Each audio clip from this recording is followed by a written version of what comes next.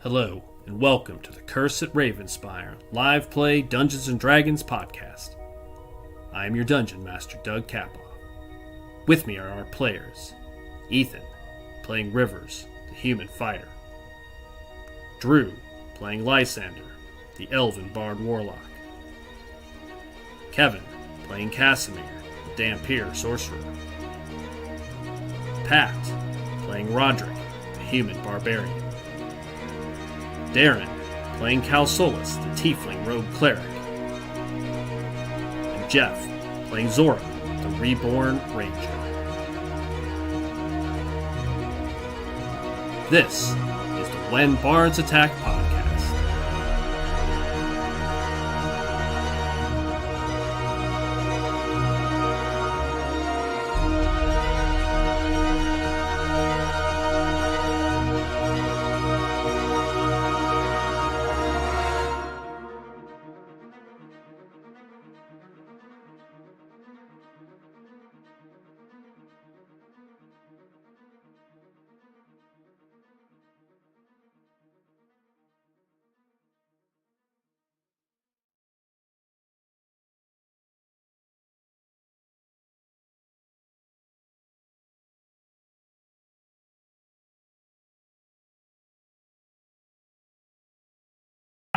Should have known we were going somewhere like that. Welcome back to the When Bards Attack podcast, Wednesday edition, Curse at Ravenspire, our Curse of Strahd playthrough. Good evening, everybody. Welcome back. Hello. Hello. Hello. All right. Well, we've been off for a little bit, so apologies for that. We've got a lot of scheduling and life that's been happening. Me included, and travel. I'm sorry. Well, I can't speak for everyone. Make assumptions. Yeah. All right. Well, we'll jump back into a quick recap, and then we've been having technical issues for the last couple weeks, so hopefully we'll get through this. We'll see. Last time on the Curse of Ravenspire, our adventurers have begun making their way across Barovia to the south to Mount Gacchus. They are planning to climb the steps and head into the Amber Temple. The Amber Temple is the location of where Strahd's ritual took place, where his pact with the great dark powers of Barovia were made, and Strahd, the immortal vampire, more than a vampire, was born.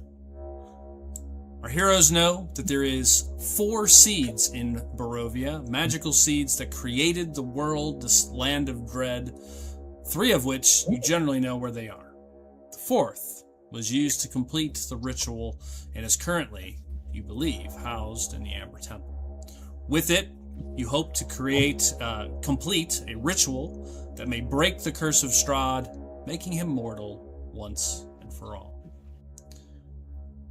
As you approach the Amber Temple, you've studied his journal, you've studied notes from Van Richten extensively, and you know a few things. 1, the curse is not just a vampiric curse, but is in fact a rip in time, creating fractures of time across reality, which is what actually keeps Strahd alive and this constant cycle continuing.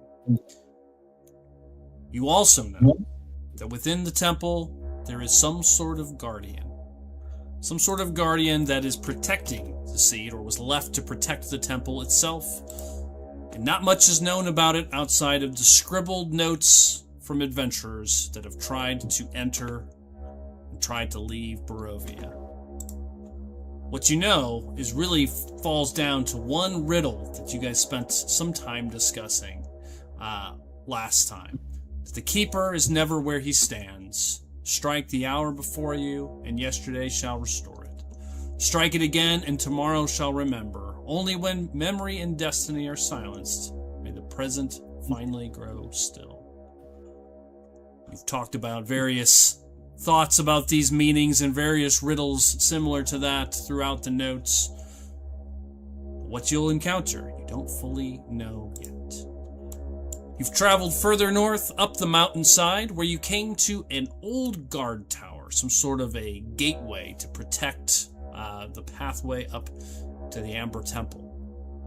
After dealing with a gate, we're ambushed by a group of druids and mountain men of some sort that were laying in wait. On your way here, Strahd had warned you that he was done with your meddling, and that he would ensure that you went no further. And so, as we pick things up, we are right in the middle of combat. Currently, good lord, it's been so long I forgot everyone's names. Good gravy. Has been a minute, hasn't it? Pat, Roderick, that helps. Roderick, you are currently standing on the gate, just climbed yourself up to that far side. Currently, Rivers is on the ground on the far side of the gate now, near the doorway that leads into this guard tower. Oh, good lord. Drew, name? Lysander, thank you. That's it. Lysander. I know, it's been like weeks. Lysander is currently dealing with 2 of these mountain men with axes. There were 6 of them, 4 of which were scared to death of Lysander as he cast fear with a quick boo and sent 4 of them running back into the hills, and they are currently dashing away. Inside the 3rd floor of the tower, the rest of the group is there. We have Zora. Yeah, I got one. Zora, the Faith, and Calsolus inside with 2 of these druids, and what appears to be the leader of the druids, a pretty powerful mage, as he's cast a number of relatively high spells or damaging spells. You guys are trying to cut him off upstairs. Everyone else is where I described, and that's really where we left off. So with that, we're going to jump back in and finish this encounter up. As a reminder of turn order, just so people can be thinking about their actions, we have at the top of the order Rivers, followed by Zora, followed by Roderick, followed by Calsolus, Faith, and Lysander. Is the general order. So, it's been a while, so any questions or cleanup items we need to cover?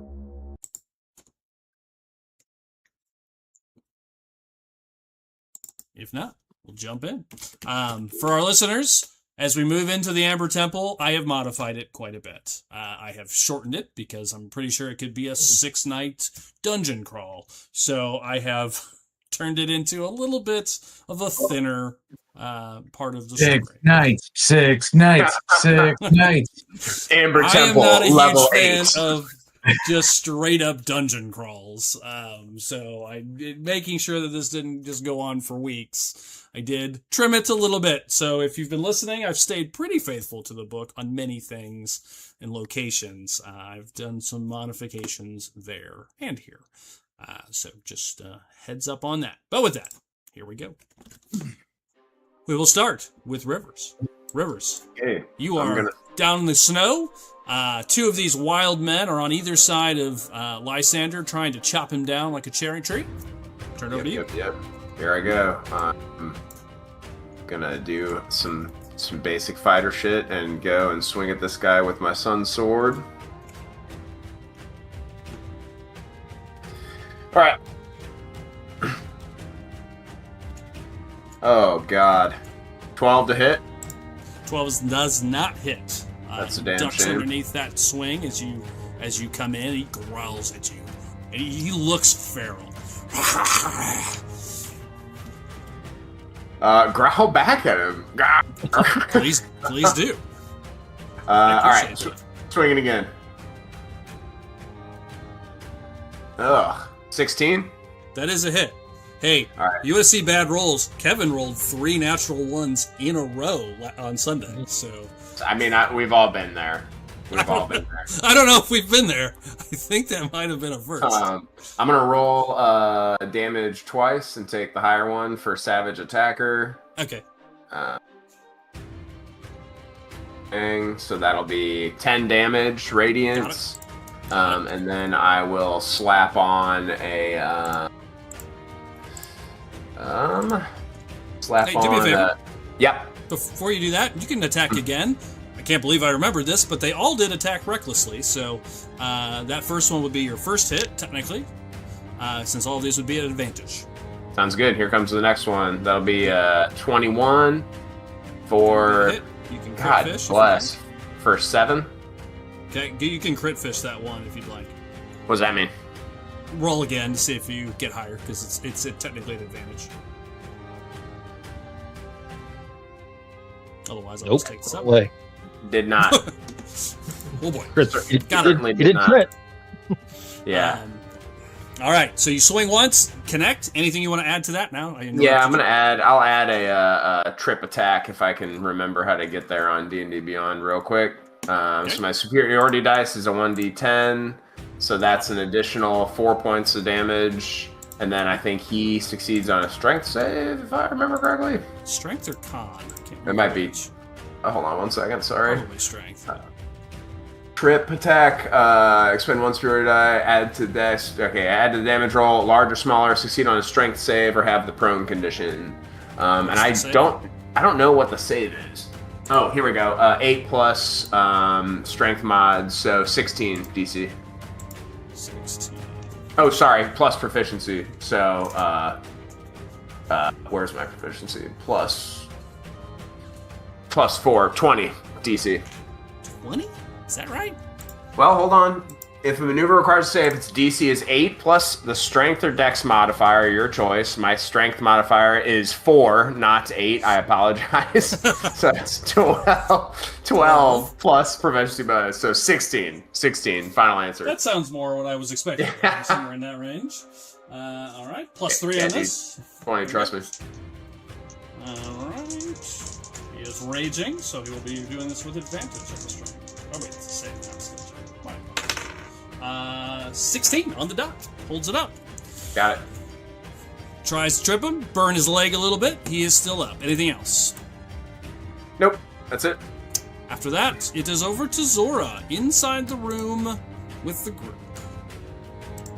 There are 2 So remind me who druids. the bad guys are? Yeah, so the druids are these pasty-looking guys on either side. They both blasted you with thunder damage when you first came in. What appears to be druidic wizard is the one in the back of the room with the white hair. He's the boss. He appears to be the boss. He's got a staff, dressed in kind of animal furs, painted face with some red paint on his face underneath his eyes, kind of wild brown hair. All right, let's see what I'm going to do here. Move. Target the guy right next to me with the hunter's mark. Okay. Neither have been touched yet of these 2.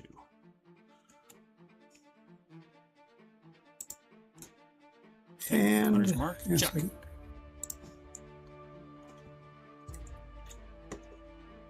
Roderick, you're next.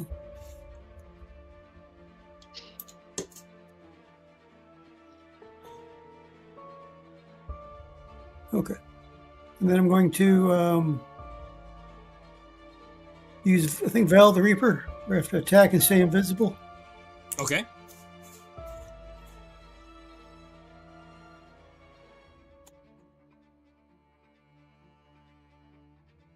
And for my attack, I'm going to try to club him with my Silvered Morning Star. Oh, that's new.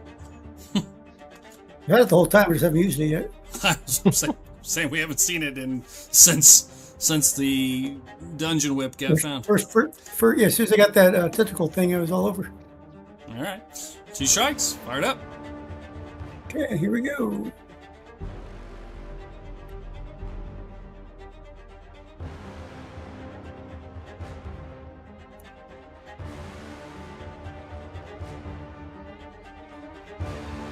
$16. Hit. And the other one, less than 10. 10 is just a miss, but 1 hit. Don't forget your puncher's mark damage. 6. Plus Not great. Was that? 1d6 more. 1d6 more for your 100 another point. D6. Yep. Oh, I forgot about that.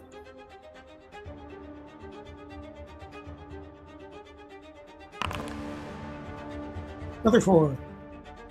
10 total. 10 Got total, it. yeah. Alright. I'm now invisible.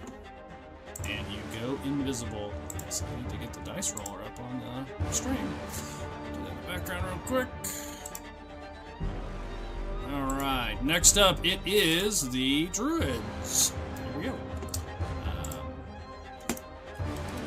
Counter. Get this open real quick so I get my dice roller up. There it is. Okay. Alright. The Druids are next in the room.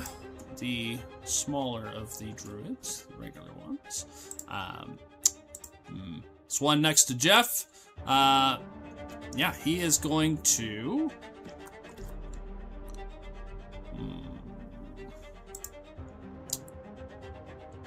Where'd you go? There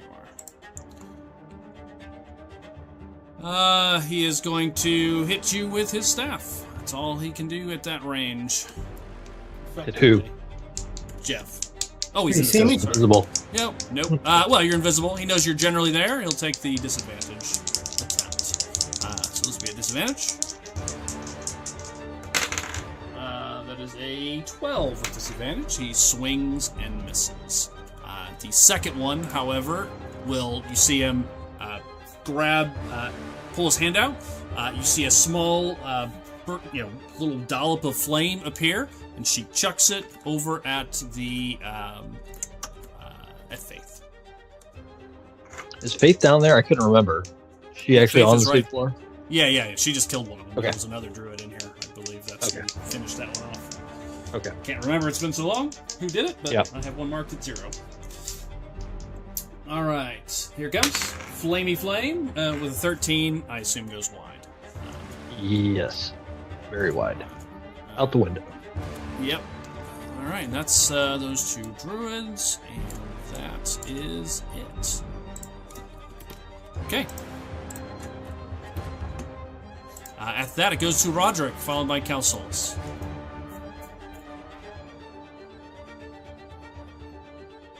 Sorry. Sit back down. I had to stir my food. All right. Everybody is on the floor below, right? They're not on the roof anymore? Yeah, there's actually none on the roof. They look like they're on the roof, but they're technically on the 3rd floor inside. All right. I want to... Can't do... There is a hatch on the roof, which is what we Yep. all jumped. We Yep. jumped onto the roof and So- went down the hatch. Yeah, there's a hatch and there's windows as well. Up there. Let's... Oh, can't I... To... Grab... Roderick. Get over to the hatch. 40. Okay, so you leap over for, what, about 25? Yeah, and then make my way into the building. Okay, so 25. Yeah, you can be down. It's 35 to be down at the bottom, so it's 10 feet. You are down basically right in the middle. I'll put you right next to Faith. I'm going to put her either side. Doesn't really matter. You're technically on the stairs, kind of at the edge there at 35 feet. All right, make a run at. Can I? 35. Oh, never mind. Let's just slap a data guy up. Okay. Yeah, he's in range. You can be kind of sharing that space there with her. The edge of the steps. Do a shoulder look, and then crush his face. Okay. Yeah, please do. I want to recklessly attack.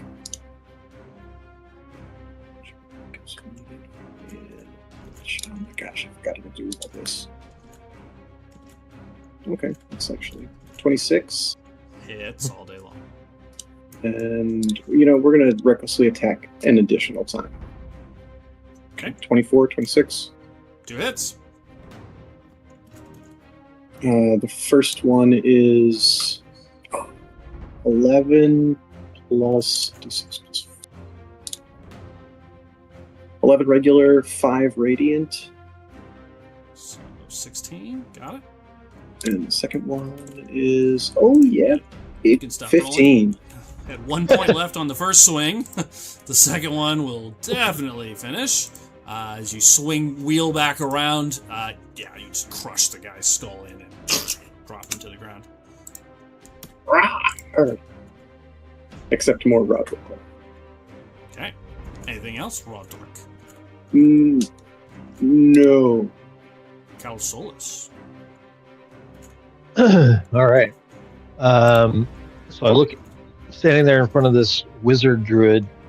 Yeah. I look at him as I slowly pull my rapier out and say, "You're the one who hit me with that lightning, aren't you? How do you like thunder?" And as I swing the sword, it starts to vibrate with booming blade. Mm-hmm. I'll do far worse to you, girl. 24. And then you swipe in for a definite hit. Okay. All right. I'm going to roll some damage. Here we go. First is the rapier by itself, which is 11 points of piercing, Got it. followed by 9 points of sneak attack, Got it. 5 points of radiant, Got it. and I don't think there's a dice roll for the other one. There's not. I gotta roll that one by hand. Followed by 4 points of thunder. Okay. As you slam into him, it's this wave of thunder smashes into him. If you remember, he's sort of surrounded by these kind of plague-like particles in the air as he's tried to infect you with a couple of times. As you do, you feel like you're hitting some of it, like it breaks up some of the damage. But as that last bit of damage gets through, the whole kind of field of this fungal era, almost acting as a shield, breaks down around him. Just kind of, you see it kind of dissipate around him. Okay. As I swing through, I just sort of smile at him. You'll pay for that, girl. You have not seen my true power. Anything else? Hold on. I don't know that I can do anything else here. I'd be better off standing next to him so he can't cast lightning bolt on me again, or lightning, whatever, call lightning. It'd be hard to do inside the building. I mean, there's still, you never know. Just saying. If you cast any Stand AoE, right where Faith is standing. yeah, exactly. You never know. Never know. Thread that needle. Hold on, sorry. I'm trying to remember. I don't think I have anything else I can do. That would be, yeah, I think that's it for now. Okay. Very good. Very good. All right, after you, it is the Druid's go. You're going to need to read out the Thunderwave movement thing, because he's going to move. What happens? He takes 2d8 thunder. Okay, go ahead. He'll Do say that.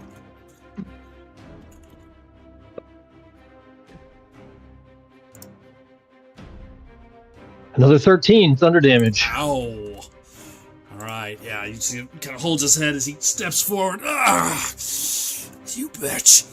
He steps to here, so you can get a kind of a view out of the corner window, and he disappears.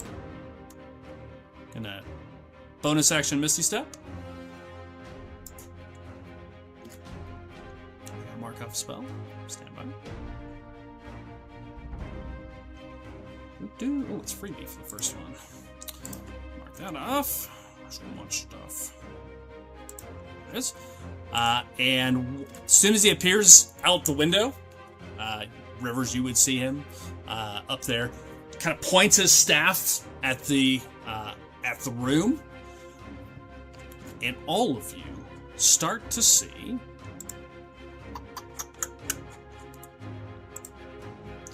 a swarm of biting insects starts to fill the room as the entire place just starts filling with these bugs and creatures and locusts and whatnot.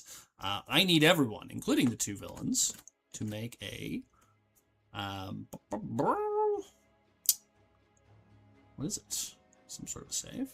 Constitution saving throw, please. Everyone in the building, right? Not me. Everyone Andrew. inside the building. Yeah, okay. Where's my... Oh, forgot faith. That's good. I think I'm gonna have some mosquito bites. I got a 10. 26. 15 for faith. Okay. Faith is a fail. 26 Wow. is a success. DC 16. Just missed. Jeez. Just missed. Calsolis is fine.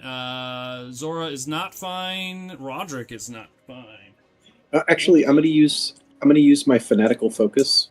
Okay, I don't know what that means, but please use it. I can re-roll a failed saving throw and give it +3. Nice. Okay. Once per active rage. If you fail a saving throw, you can re-roll it with a +3, but you must use the new roll. Okay, fire it up. Damn. One short. But +3. 18. You said, right? 18. Yeah, that's right. Never mind. Got it. So Calsolis and Pat will take this at half. Everyone else will take it at full. This is what kind of damage is this? What kind of damage is this little insect plague? Piercing damage. So Roderick, you also take it at half again because you're raging. So you take it at a quarter.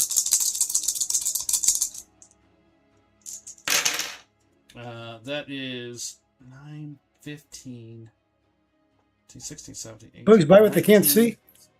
19, 20, yes. 20, 21, 22, 23, 24. So 24 points to the 2 that failed. 12 to those that made it. 6 for Pat.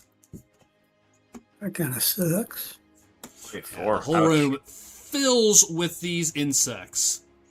The sphere remains for the duration, which is how long? A while. Creature must also when the creature appears, each creature in it must. When the area appears, each creature must make a Constitution saving throw. Damage on offense or half as much on a damage. A creature must also make the saving throw when it enters the spell's area for the first time, or on a turn, or ends its turn there. All right, so that stays active. That's his whole go. I marked off the charge and the spell slots. We are done with him. All right, goes over to Faith. Faith growls and charges up the stairs. How high up? How high up was it? It's 10 feet up the run. Okay. He charges up the stairs, runs across, and just leaps over to over to him. Yeah. Oh crap! Why can't I grab her? Can I not move her? I might not be able to. Oh, move maybe her. maybe not. I don't remember how I I set can't her grab up. her. Okay. Here's your area effect out there now. All right, so she runs up 10, and that puts her here. And then that would be another 30 across. So She's 40. got 45, so Yeah, she just gets there. you can do it easy. All right, she gets there. She just starts pummeling. She literally does like a flying sidekick across the chasm, hitting him, and then just goes to town. So he's going to use his reaction real quick on Okay. her way in and have her make it's a save of some sort. Con save, please. He's going to use his Halo of Spores. Halo of Spores. 22. 22. That's a success. Yep. Okay. So what happened, or what did Nothing. we see, or what? More of those spores come out around her. She just shrugs it off. I don't think it's affected anyone yet at this point. I've tried. All right. You can only do what you can do. That's right. All right. Flying sidekick to the face. To do these one at a time so I can keep track of a bunch of concentration checks. Yep. Oh, shit, I gotta do that. Brute in there. He did make it, Yes. so he takes 12. 1 sec. Sorry. Gotta remember I'm playing another character here. How does this work? I can't remember how this works. Okay. Second.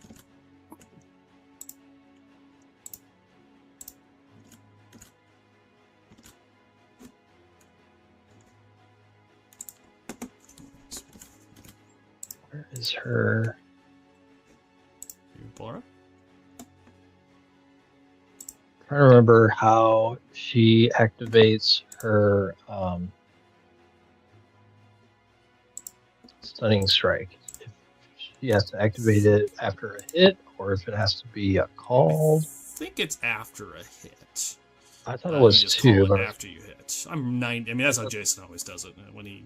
that's how I thought it was. Okay, so we'll go for the However, kick if I'm I gonna hit. have you. I'm gonna use unlucky on the first one and have her make this first attack at disadvantage, please.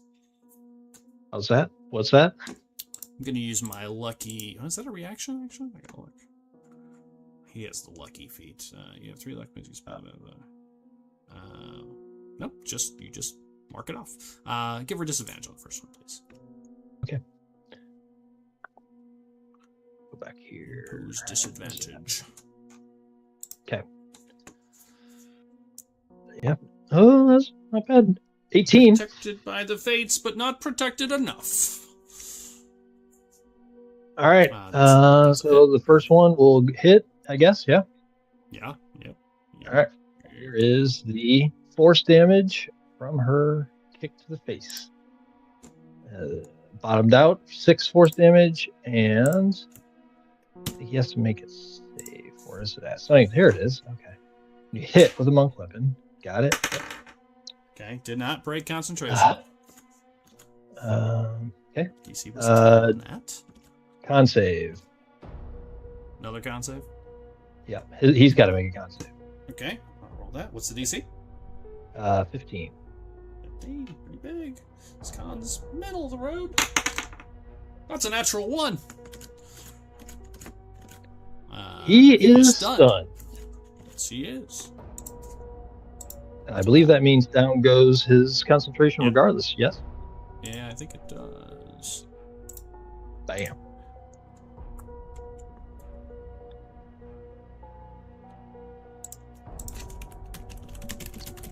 Is that? What does stunned actually do? Yep. Stunning condition makes you incapacitated. Can't move. Ooh, that's, Can't take any next part's actions. gonna suck. The rest of our attacks are at advantage now instead of disadvantage Why are they advantage? because of stun. I don't think so. I don't think Attacks affected. Attack rolls against you have advantage. Oh, okay. While you have a stun condition, you are incapacitated, automatically fail strength dex. Attacks have advantage.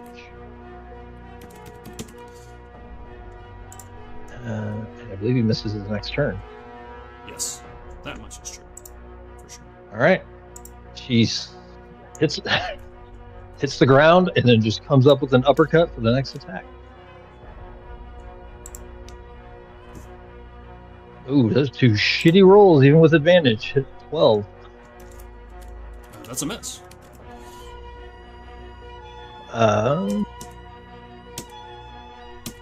Okay. When she misses, she just grits her teeth and growls more, and then just she's gonna bonus action flurry of blows and just take 2 more swings at it. Bam, bam.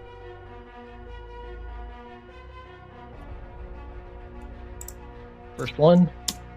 God damn. 16. 16 is a hit on the die. Okay. 11 more force damage. Got it. 11 more. Okay.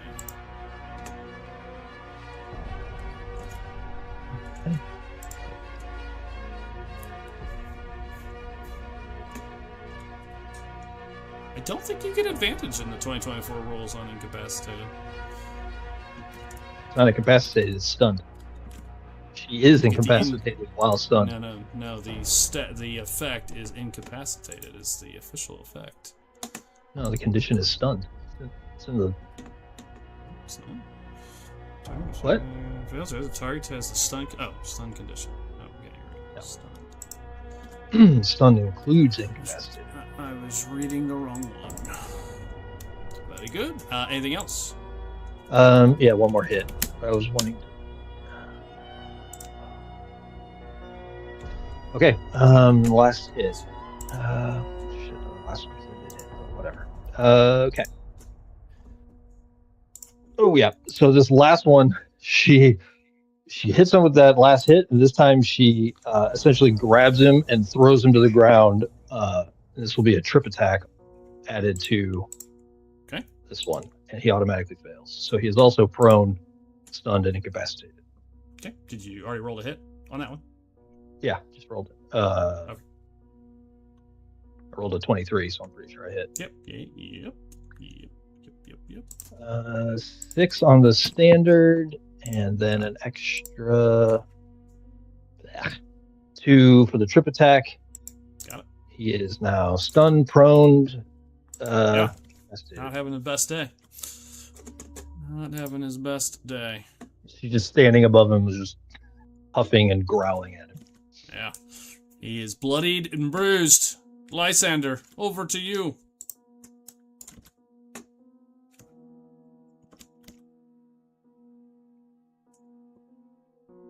These two ding-dongs still alive next to me? They are still alive. Still alive. Both are bloodied. Both are injured relatively, but still alive. Any attacks have advantage because they did recklessly attack you. Oh fuck. In that case, we're going to expend 1 bardic inspiration and do a kind of sweeping slash, and then hit the other one. Okay. So one attack that'll go across both of them, and then hit the eye for the full one. That's the idea. Okay. Got it. Like it. Okay.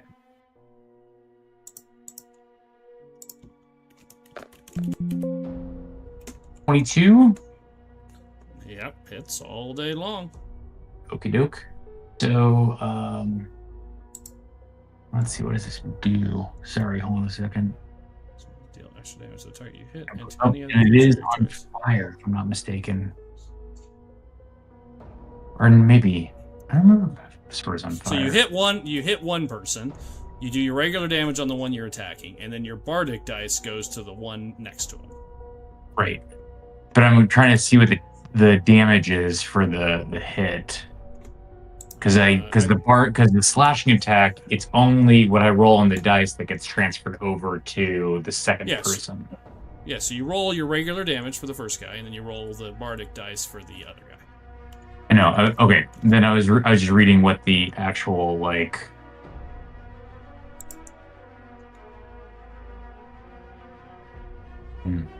It's a D8. No, I know.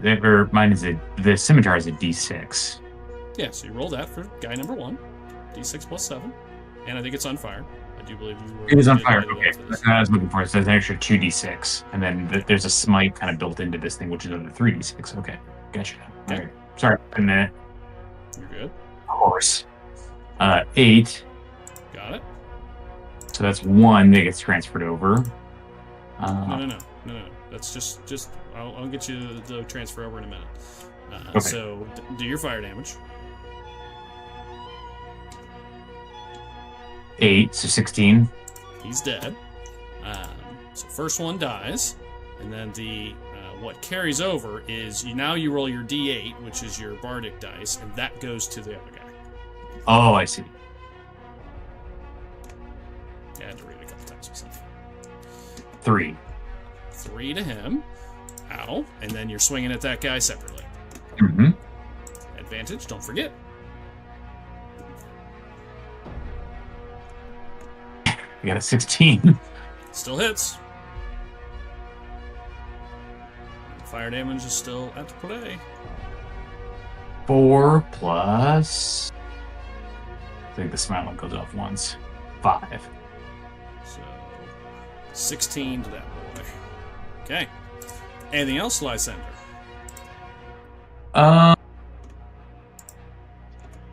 Bardic is a bonus action. I'm done. All right. Yeah, you cut deep into that guy. The one goes down. He sees him go down, and these guys are raging. They're not thinking straightly. He just keeps going. Just keeps swinging at you. Oh, and I believe that 8 goes to my AC, if I'm not mistaken. I think that's a different one. Oh, you're right. That is a different one. I apologize. You're right. That's a defensive flourish. Defensive. Sorry. Yes. This guy's going to take 2 swings at you, both reckless, as he swings his big axe around. First one. That is going to be a 19. Okay, I'm going to parry that.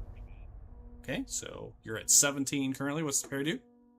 The parry adds 4 to is a reaction. Adds 4 to my AC. Okay. 18, 19, 20, 21. So that's a miss. Don't forget your +1 too from me. I factored that in. Okay. So 21 on the next attack comes around. Reckless again. That's going to be 18, so that'll be a hit. Which one? No, What's that? Go ahead. Parry lasts until my next round. Oh, does it? It does. Multiple That's targets. fair. Yeah. Okay. It's basically like the way it works is it's almost like shield. It is shield. Yep. Okay. Most of the creatures I build, the base ones in the game, only do it for the 1 attack. So sorry, it's mine. I hadn't read it yet. Very good. You gain that is bonus to your AC against melee attacks until the start of your next turn. Yep, I saw it. You're good. And that is the end of the round. Yeah, 2 misses. Rivers, over to you. This is going to be over in seconds now. Chop. Yep. This should end quickly with what's left. Such as Gross this main guy rolls. is stunned. 15 to hit. Hit. I'll be for 13 radiant. Toast. Okay, and then I'll pop over to the other one. Or Oh, gone. Dead. cool. Toast. Boom. Wait. The other one was already dead? Yep. Okay. Alright, sweet. And then can I get eyes on the mage from down here? Like, can I get a shot? He's technically prone, so I mean, Yeah. I would be fine with a crazy shot, shoot it up, and have it come down. But it's at technically that would be a disadvantage. That would be 'cause something. He's prone, so I'll allow it. I am going to. Can I see Faith? You can. Yeah, she's standing there. I am going to. Stand over, so you know where he is generally. 1 second here. Sorry, I don't think I've used this yet. I'm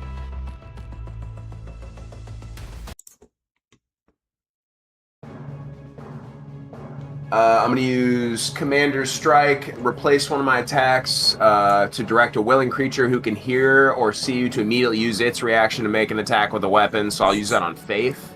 And if she hits, she adds a superiority die D10 to the damage roll if she hits. Oh, jeez. All right. Nice. Hey, take All a right. swing. Cool use. I haven't seen that. Kill him! Okay. She says gladly and takes and just drops the double-fisted hammer right on his chest. Captain Kirkin. Got it. Yep. Essentially. I think that's going to hit 25. Yeah. Yep. All right. So here is the base force damage, and you said a D10. Yeah, D10. superiority? Yeah. I was 7. really excited to see you shoot that up in the air like that, though, but fine. Trade Skyrim bullshit. 7 force and 7 more from superiority. So how much 7 grand more total? force. 14 force. 14. Got it. Ow. He is heavily bloodied. Okay. That's gonna. Any movement, Ethan? No, I'm good. That'll be my turn. Okay. Easy peasy turn. Gets over to Zora. Where'd the bastard go? Out the window? Yeah, Still the gone. one in the Yeah, room, you of saw him course. disappear. There is still one in the room, and you. I can take off the thing. Is gone. Is the mage still visible outside the window? Yes. If you were to look out the window, yes. If you take a step forward, I'm you'll be able to see. I'm not going to look out the window. I'm just going to blindly take a running leap out the window where he went and see if I can see him out there. And as I dive on him and try to do my attack. Yeah, sure. So I'm trying to hit him with the do my 2 attacks again with the mace or the Morning Star. Yeah. Your attacks are Leap advantage. out the window. With These have advantage? advantage. So you land next to him. Stunned and prone. Stunned, prone, Incapacitated. all of the above. I don't attack with advantage much. Is there a keyboard shortcut or something I need to click on? If you right right click, click. yeah, you can get the advantage button. Oh, I see. That's easy. Supposedly D&D Beyond's getting a bunch of upgrades here soon. Well, it doesn't slow it down like the last time they did an upgrade. Did it roll or- made it almost playable. I haven't seen it. Oh, they're good. I saw one. Oh, it was a 20 and I rolled over to a 2. That didn't roll with advantage. Oh. What the hell? I just rolled again. Yep, let's roll again. Oh. Well, okay. Here we go. Okay, well, that'll be for the second one then. So we'll assume the second one's a hit. Give me one more d20 for the first one since I didn't roll at advantage. We'll do it that way. Okay, here we go. 14. 14 is a miss. Plus so my one hit. bonuses. So hold on. Should have bonuses. I rolled it off on the thing on the bottom, not the actual attack. Oh, you rolled a 14. It'll be 14 plus 7 will be 21. That's a hit. So 2 hits. Yep, 2 hits. Okay. That should probably end this. I have a feeling.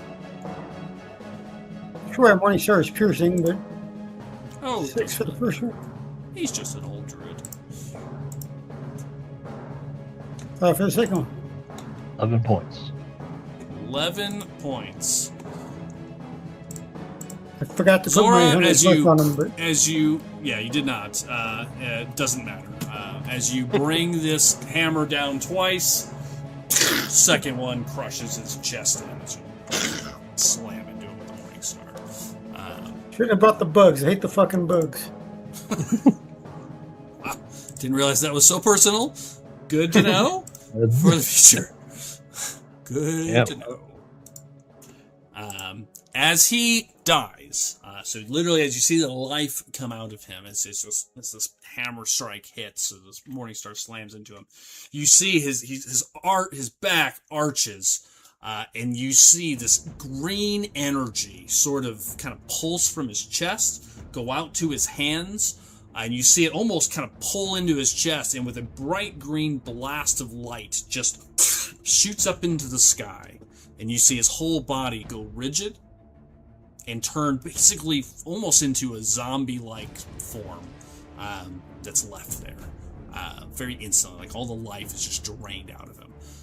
As that happens, the other druid in the room with you, Roderick, you see as soon as he goes down, you don't actually see it probably, but at that same moment, you just see this guy scream out, lets out this screech that's unhuman.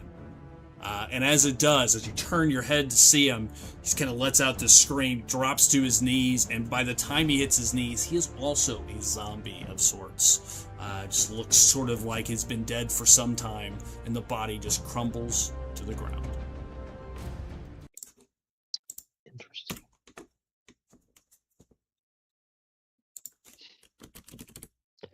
Which takes us As out of she's, initiative. as she's standing there, Faith just sort of like reaches over with her foot and just like rolls him off the top of the ledge. Drops to the ground. Drew, the 4 running away from you, which would have ran another, 30 or 60 feet. Also, you see similar screams, and you see all of them just drop into the snow.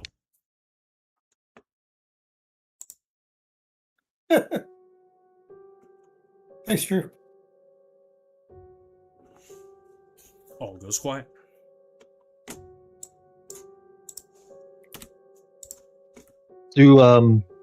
From my knowledge of arcane stuff, would I know specifically what he was, or The douche. anything about that? Seeing that? give me an More arcana check. specifically, More specifically, give me an arcana check. specific type of douche, maybe? I don't know. French. Le douche. Oh, that's a 12. That was a shitty. 12 Not on much. one, though, is pretty damn good. Yeah, it is. You don't get a lot from that, as you're not seeing anything quite like that. Clearly, they were connected through some sort of ritual type magic. Perhaps these were some sort of animated creatures of some sort. The way you saw the other one die and that immediate connection. Beyond that, with a 12, hard to say. Yeah. The green light, however, for you is probably just in the back of your mind. You know the seeds are green. You know they have one of the seeds. Yep. And there's probably just a thought in the back of your mind that this is probably some sort of effect from maybe the seed that druid camp is believed to have. Yeah. Makes sense. The way the light kind of That's shot probably out into the related. sky. Into the ether, the way they died. Just something about it feels familiar, perhaps.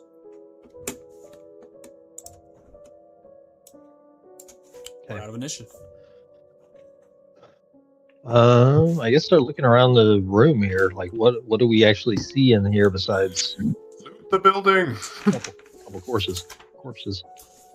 Yeah. The corpses don't really have anything on them. They're just wearing kind of hide. They're all wearing kind of hide armor. They all have wooden staffs, wearing strange necklaces with various animal designs and what have you. Clearly druid, some sort of druid enclave.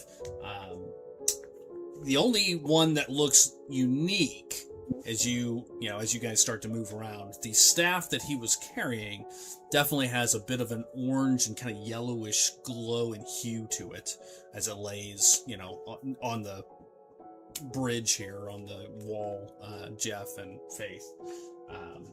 You do note that it is clearly a magical staff of some sort. Pulling up the guard tower as far as what's in the room. But generally, this place looks pretty abandoned. We do like a history check to line up the vibe of like the statues at the gate and everything on, or like the architecture of the gate and everything on like the history of what people have told us about Barovia and shit. Like, this has been here for a long time, right? Yeah, no roll needed for that. It's definitely been here for, it looks ancient. Ruins. Probably built when to protect the Amber Temple at some point. You would have imagined likely there used to be guards here. And looking through the rooms, this looks like a guard tower of some sort, and you could see that there's bits of remnants of beds and whatnot, but none of them look like they've been used anytime in the last 100 years. You would definitely get the impression these guys weren't staying here. They just used it as an ambush point. Rivers touches the guard tower at the base with his hand and looks at Lysander and says, "This place is old. Very old." And maintains eye contact with Lysander and for maybe 1 or 2 seconds too long before taking his hand off and looking up at the building. Lysander is totally into it.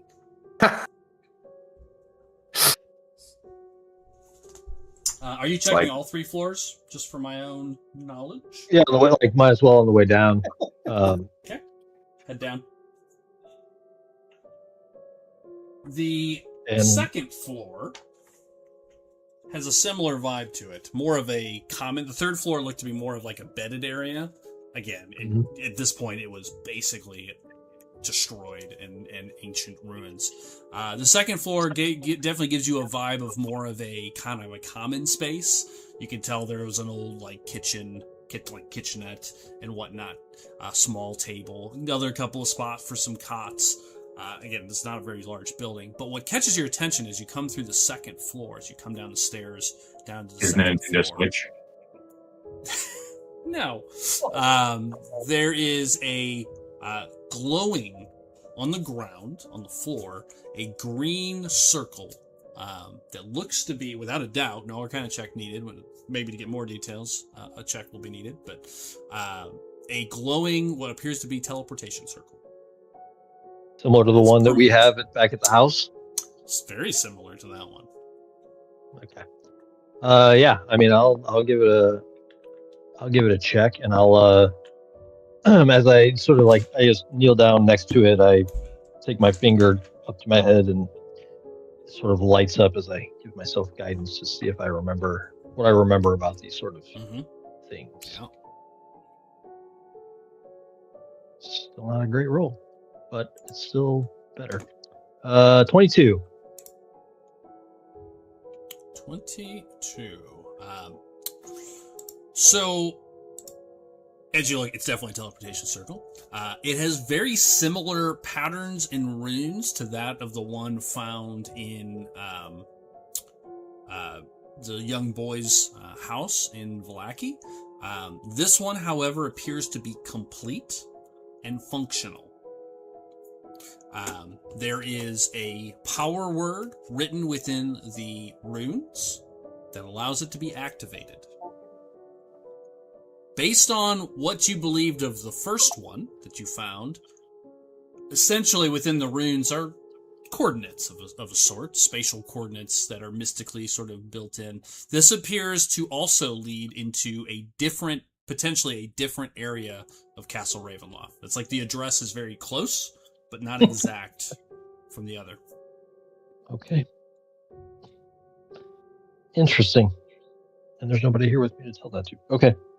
You're all, I assume everyone's sort of looking around at this point. There's nothing on the first floor either. It is completely abandoned and in total shambles. Must be the maid's day off. It's been her day off for a while. Oh. I think you just killed her. I didn't kill her. Oh, you killed some people out there. I killed a bunch of burly dudes. If anything, I'd probably kill the landscapers. That's very sexist, Lysander. What can I say? I'm a sexist person. I guess so. Okay. All right, gang. It appears we have an alternate path into the castle. Another alternate path. Yeah. Third path. Did we know? I feel like we knew the other one went into the dungeon. Was that? Yeah, we did. We did for sure. Yeah. Yeah. Okay. Yep. It was in the book. Lysander, go through this one and see where it goes. Give it a test run. I was going to suggest just put a bunch of alchemic fire in it, and I still think that's that's not a bad idea. just keep on the horizon and see what blows up. Like that's where that goes. We should write a manifesto. Where's Van Richten? He's outside in the cart. Yeah, he's on the cart. Let's get him working on that. A cart that you have no way of currently getting through this gate. Oh shit, we gotta turn the gate off, guys. Come on, do your magic. Look at Calsolus and Lysander. Can you please use your magic to turn the gate off? You spent about an hour looking for a way to turn it off last time, and to no avail. Okay.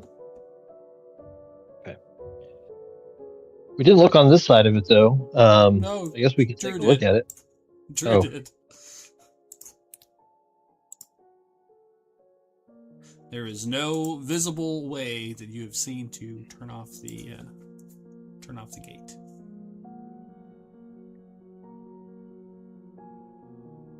Got to be some way to turn it off, right? I think Doug confirmed last time the only way to do it was with spell magic. That was out of game. But I did say that after the session. But you're right, Doug. We should spend the next 12 sessions honing this place. Yeah. In detail. I thought by more me years. saying you found currently no discernible way to shut it off covered that, but all right. Does Van Richten possibly know? Does he know? Do we know if he knows any sort of magic? No, Esmeralda did. She had that. I know that. Yeah. Well, you killed her. Thank you. I did. R.I.P. Yeah, pour one out, man. Do we know if he knows any magic though? I feel like after all the time I spent talking to him, I would know if he did. Yeah, no, he's not a spellcaster at all. He's a fighter. Okay. What do we think? Get to this Amber Temple. I'm cold.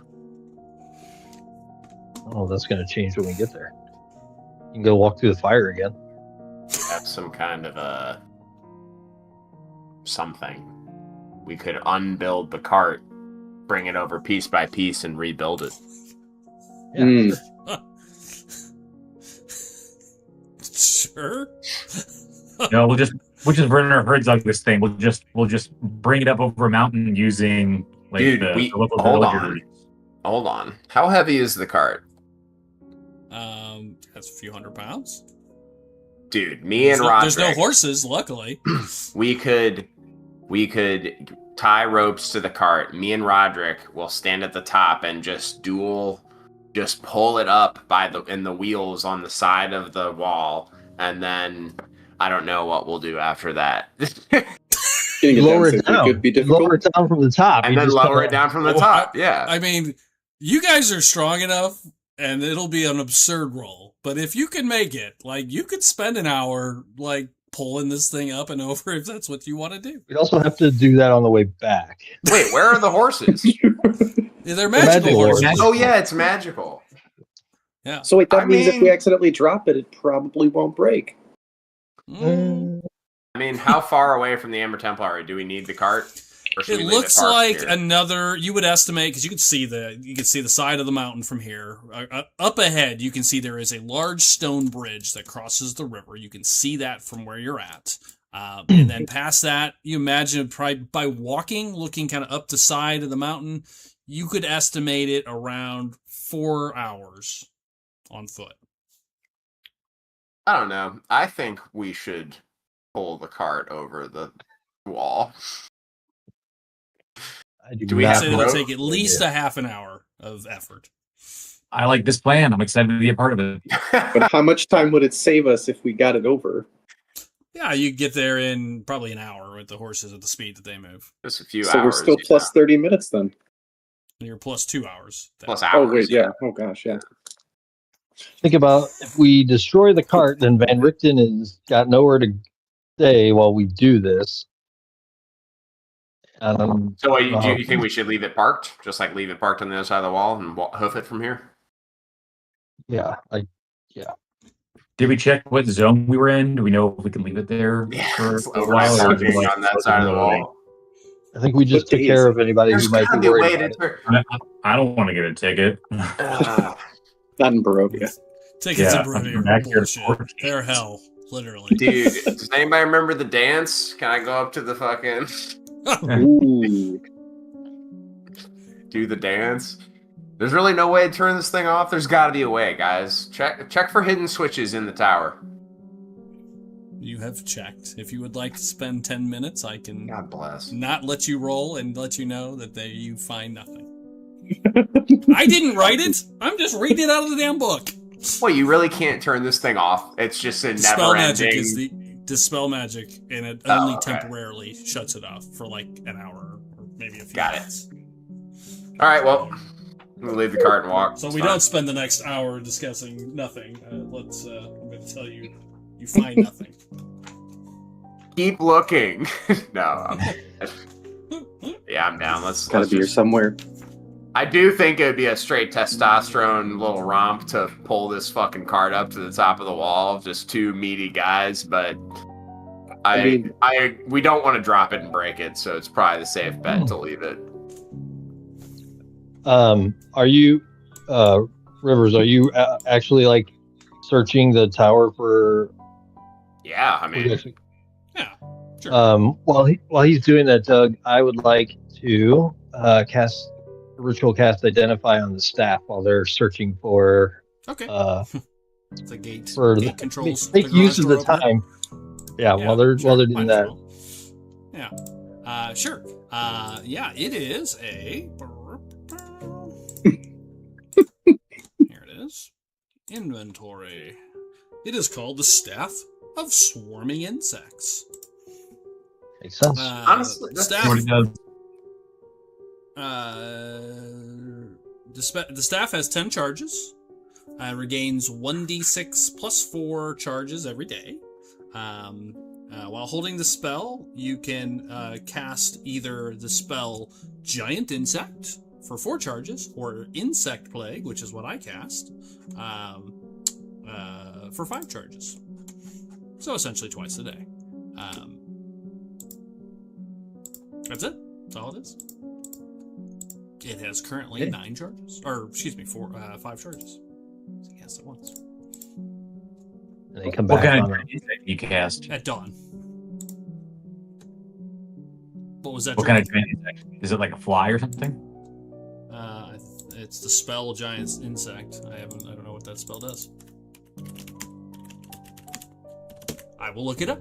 Giant Insect spell. I just feel like You transform up to 10 centipedes, 3 spiders, 5 wasps, or 1 scorpion within range into a giant version of their natural form. That's a kind of centipede becomes sick. a giant centipede. A spider becomes a giant spider. Giant wasp, Dude. a giant scorpion. Can you ride it? Let's take a giant centipede and ride that son of a bitch. Yeah, can you ride them? They're giant creatures that under your control. There you go. Boom. Giant Each creature obeys your spider. commands, and in combat, they act on your turn. GMS has statistics for these creatures. The creature remains its giant size for the duration, or until it receives 0 hit points. The duration is 10 minutes concentration. There you go. You could ride giant insects for 10 minutes, if you wished. Sweet. I've already got a giant fly, so I can have a whole You can. swarm. I It's do in the 5 ladybug. wasps and a I giant do fly. wish. I made a ladybug. That's not on the list. It's centipedes, spiders, wasps, or a scorpion. Damn, dude, Gotta those live are in the- you all gotta live pretty in the fucking box. cool for real. You could Scorpion ride was 10 centipedes. That sounds pretty cool. That's what it does. So you may put that on your equipment, Darren, or whoever, just to store it for now. Staff of Swarming Insects. Yeah, I've got it on my list. When I realized what it is, I walk over to Lysander. What do you think? You want to control some insects? Do I grab it out of his hand? And immediately cast giant insects. Yeah. It does require attunement. It does require attunement, which is why I'm giving it away, because I don't got any slots for it. Yeah, I can attune it, but I got plenty of points for it. Okay. Well, you may put it on your equipment. If you decide to sit with it for an hour, you can attune to it. Take it back off mine. Next short rest, if you wish. Okay. All right. What would you guys like to do? It is midday. It is cold. It is snowing a little bit. And it appears you have a 4-hour jaunt the rest of the way if you wish to continue. Is anybody else hungry? Kind of hungry. I mean, we should keep going. Do you understand the power that I have? What kind of power does he have? What did I eat for breakfast this morning? Well, if you I'm ready. Well, keep your shirt on, I'll get you a giant scorpion to eat. Anybody hurting, or are we good to just roll? I've taken some damage, but Yeah. I'm thinking a little bit, but I'm not too bad. Short rest, always an option, if you wish. You have a domicile if you wish to use it. Quick short rest if everybody needs it. And Yeah, let's get a cup of tea. Okay. Yep. sounds We'll good. do that. All right. Spend hit dice as you wish. How many temp hit points did Rivers give us? Does anybody recall? 14, I think. do you get to do that on a short rest? Yeah, I think Or I'm checking right now. I had temp hit points whenever we started, so I was. Short or long rest. So I'll tell a Sweet. little tale while we're having tea in the cart. Okay. Yeah. Were you guys that busted up? Something Good. I didn't get hit that whole I got fight. hit by lightning. Yeah, Cal Solis got hit by lightning and bugs. Yeah. Character level plus modifier of the ability, which is wisdom, which is +3. So yeah, 14 temp HP. Does that stack? No. No, you can only get 10 HP from one source at a time. Well, I'll take the 14 over the 8 then. That's fine. All right. You tell a quick story. Any discussion you guys want to have over the short rest? Drew, you may attune to the staff if you wish. I'm looking for this goddamn staff. Where is it? It is staff of swarming insects. It was right in D&D Oh, Beyond. swarming insects. Okay, I was looking for Yeah. giant insects. Yeah, no, that's just a spell. Once you put it on your sheet, mark off 5 charges for me. Cane used. Took that one right off the D&D Beyond. Also like the swarmy insects vibe is not the vibe of where we're at here. You know, like that druid was he was in the wrong place. This is like a staff of blistering cold type of deal. You know. Well, there was a theme there. He was the spore druid. I grabbed everything that was spores, fungal insects. He was in the wrong place. He was. Well, he was supposed to be at the druid camp, but you guys skipped that. So, had to close some loops here. That's right. This is a vacation spot? Yeah. Winter Like, home. well, fuck it. If they're not showing up, I'm going to my vacation home, all right? Put it on. Sad Frozen vacation. tundra. Wasteland. My wife is Okay. always telling me I gotta balance work and pleasure, so that's what I'm doing. Well, your short rest has passed. If there's nothing Let you us want to go. discuss, you guys can carry on if you'd like. To the Amber Temple to climb 1,000 stairs or whatever we have to do there. With that, Make our way. our heroes carry on. The rest of the journey, again, you come to a large stone bridge. Let's see here. There's a lot of information here that's gonna grab. I need my glasses. That's part of the problem here. The snowy pass comes to a gorge spanned by a stone bridge. On each end of the bridge is a 30-foot tall, 30-foot wide stone arch. Atop each one are 2 statues of armored knights on horseback with lances, charging toward one another. The wind bites and howls like wolves as you pass over the gorge. So you see this giant bridge that heads up into the mountains.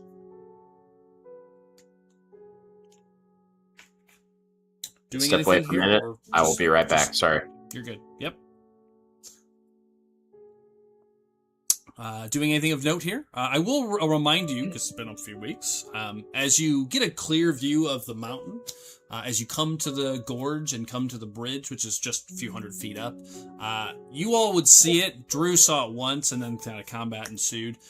Flying over the top of the mountain. The Amber Temple is not at the top, it's about halfway up. Flying up near the very top of the mountain, you all can see a very, very large bird. It looks like a dragon at the size, but it looks like a bird. It looks like a giant eagle or a rock or something of that sort. Continues to, every once in a while, glide gracefully around the peak of the mountain.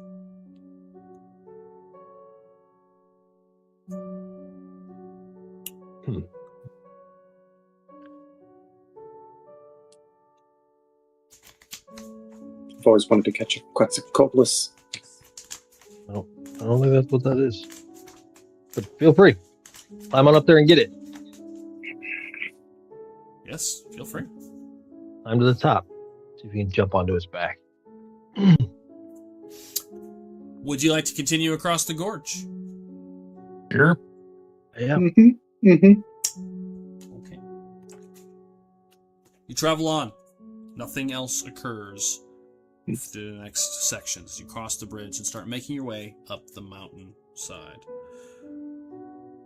The Amber Temple itself, as you continue forward, you start to see signs of structure. Old stone, dilapidated ruins, stone columns long lost to the mountainside, covered in frost and brine.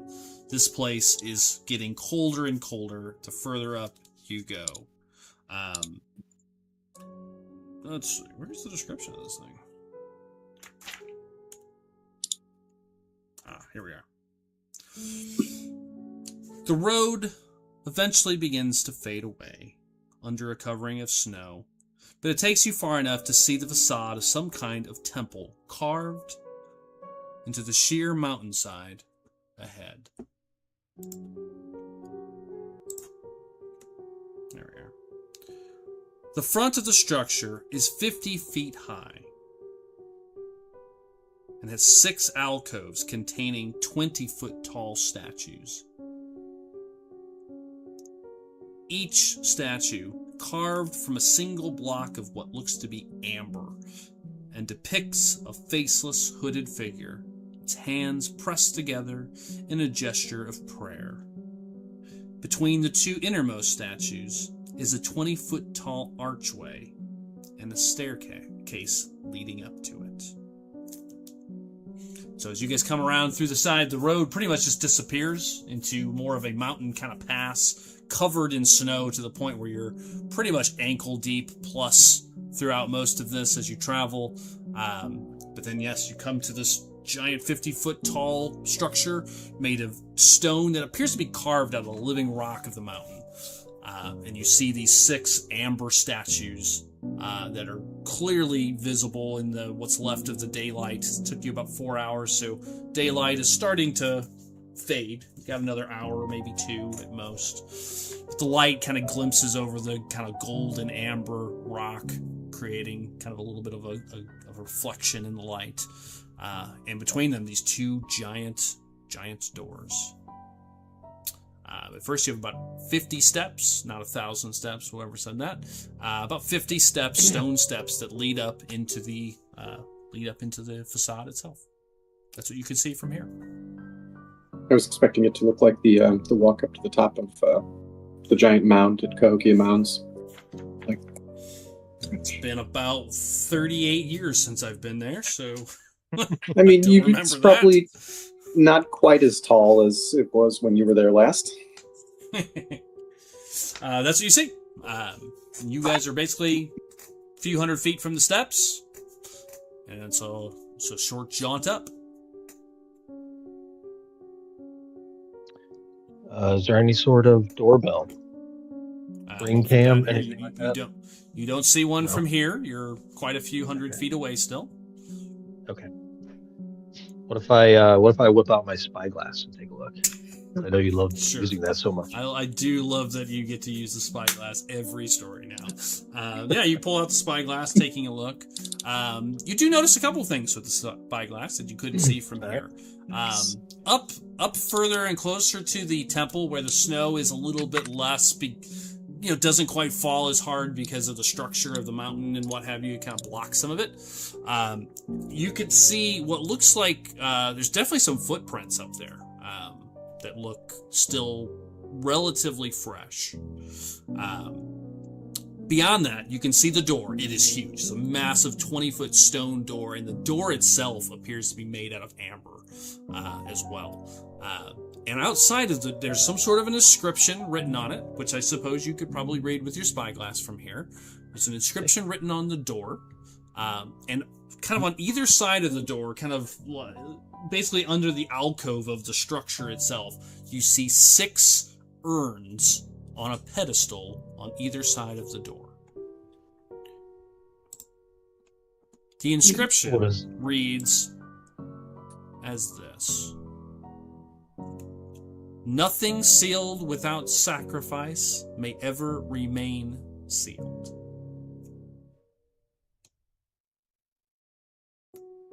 What language is it written in? It's basic. Okay. Barovian, human. Common. We're not playing Star Wars. Isn't that what I said? Common? I said basic. You said didn't I? basic. That is Star Wars, yeah.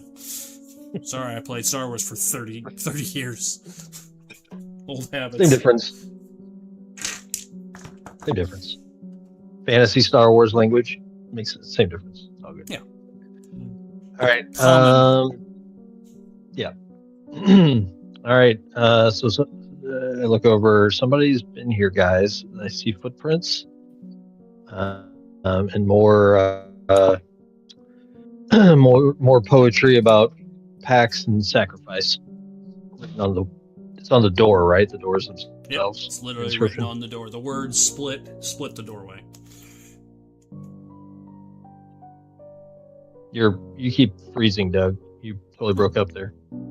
I said yes. The words kind of are sprawled across the door, splitting across its middle. You can see that there's clearly a middle, like a cross, where the doors meet. Yep. Theme. The words are half on Theme the of side. Okay. So I tell you guys that. Put the spyglass away. Spyglass counter is at 7, by the way. Thank you.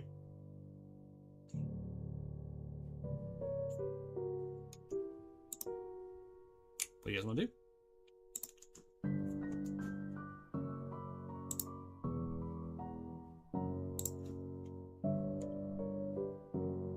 Oh no. Did I lose everybody?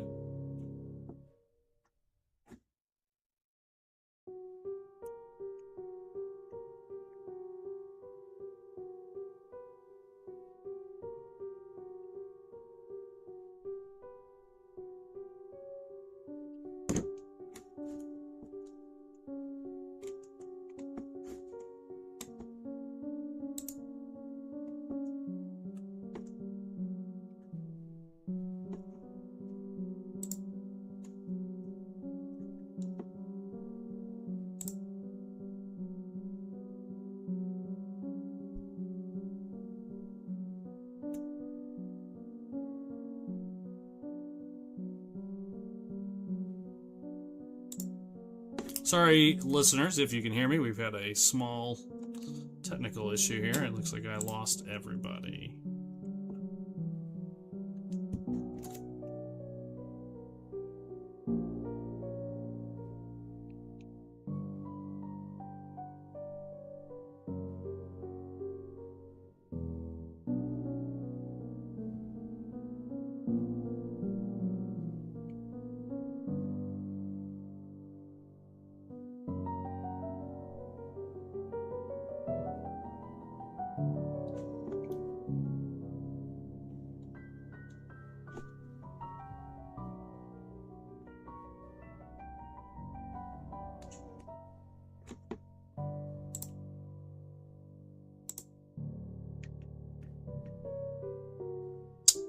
Hello. Oh, there you are. Here you are. Yeah, this time I didn't lose everything, just Discord went down. I have to try to maybe reload Discord. It seems to be where most of my issues have been the last 3 weeks. There was an update today. Yeah, you gotta close it and reload it more often than you would think you need to. Yeah, maybe. The last few weeks I've been having a lot of Discord issues, so apologies, listeners. I gotta unplug my camera for a minute and see if that'll come back on. That's down as well now. I'm going to take this opportunity to go potty real quick.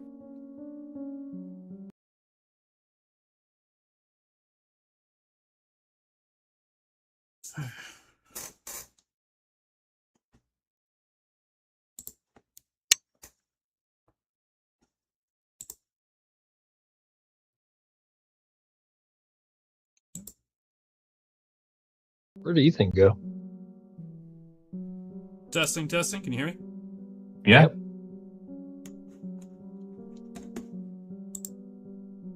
No, I can't hear anything. Check. Can you hear us? We're talking. Can you hear us?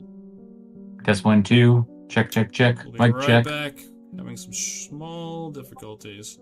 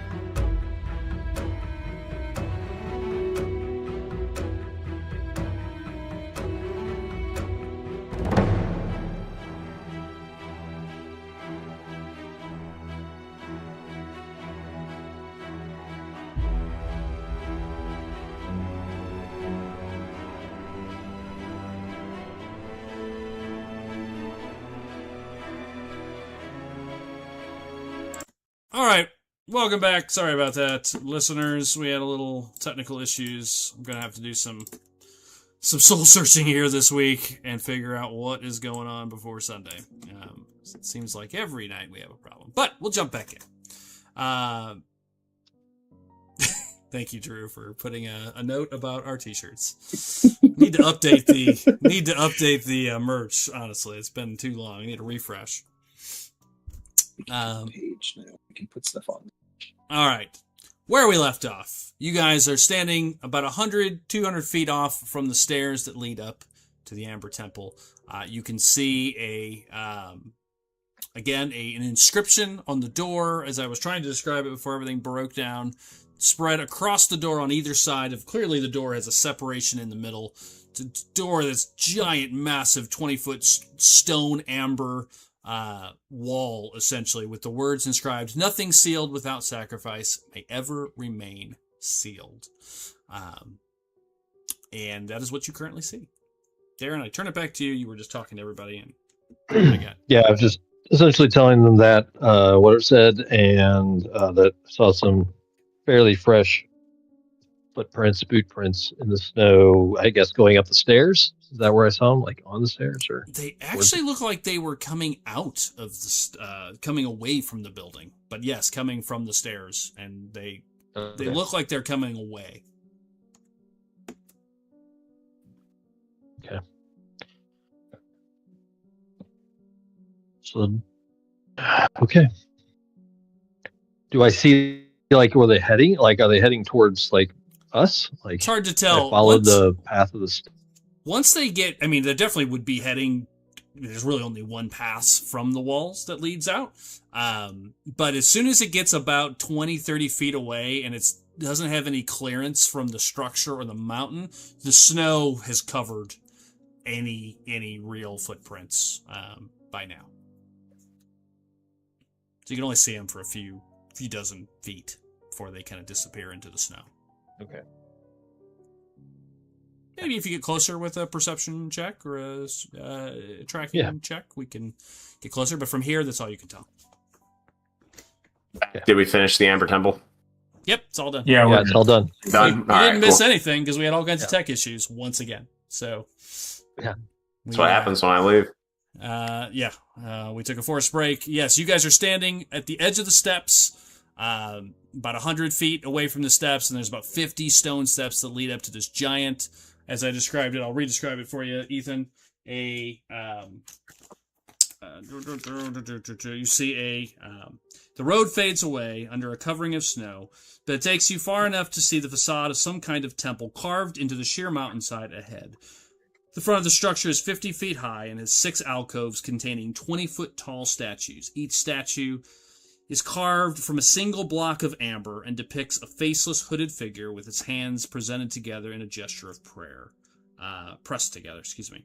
Between the two innermost statues is a 20-foot tall archway with a staircase that leads up to a doorway.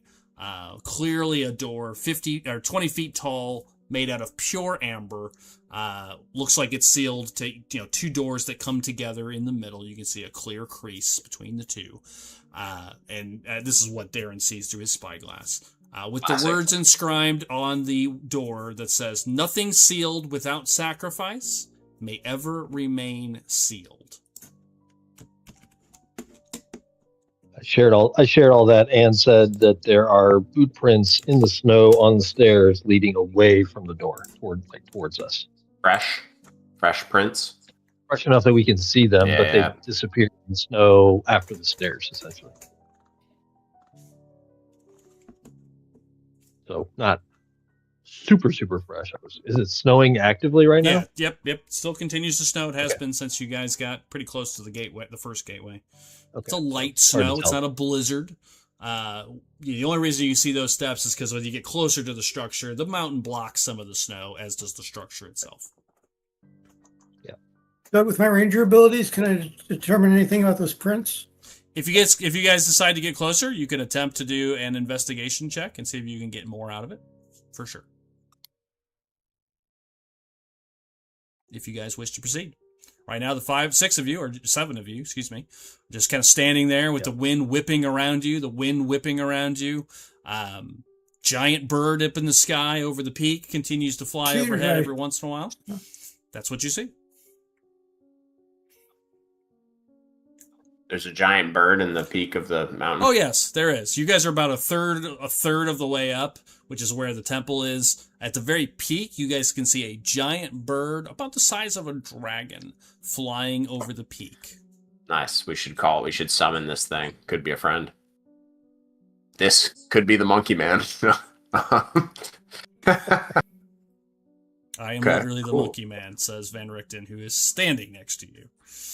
Says Van Richten. Yes. No, you idiot. That's me, remember? All right, well, what do you think about the... Let's go see if we can find a way in. Gonna have to sacrifice someone. Okay. You guys want to get closer? Misunderstood. Yeah. Yeah, Okay. for sure. Okay, you guys start making your way up. Again, no encounters. It's a nice little jaunt, a couple 100 feet towards the steps. Along the way, Jeff, if you would like to make that survival check, looking for any more signs of where the tracks sort of disappear into the snow, or what you can discern from the tracks. It's you may make survival or investigation? Investigation, excuse me. Okay.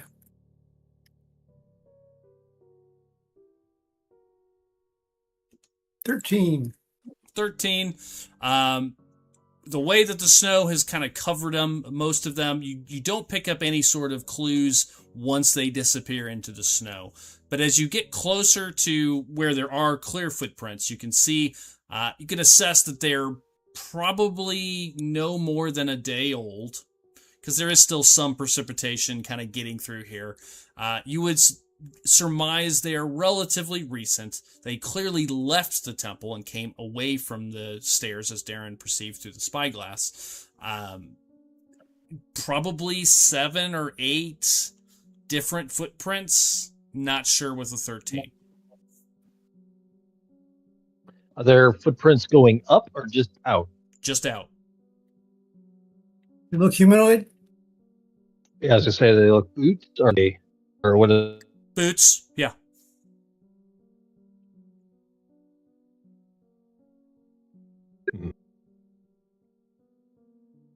How many did you say? 7? 7 or 8. He's not sure with a 13. Okay.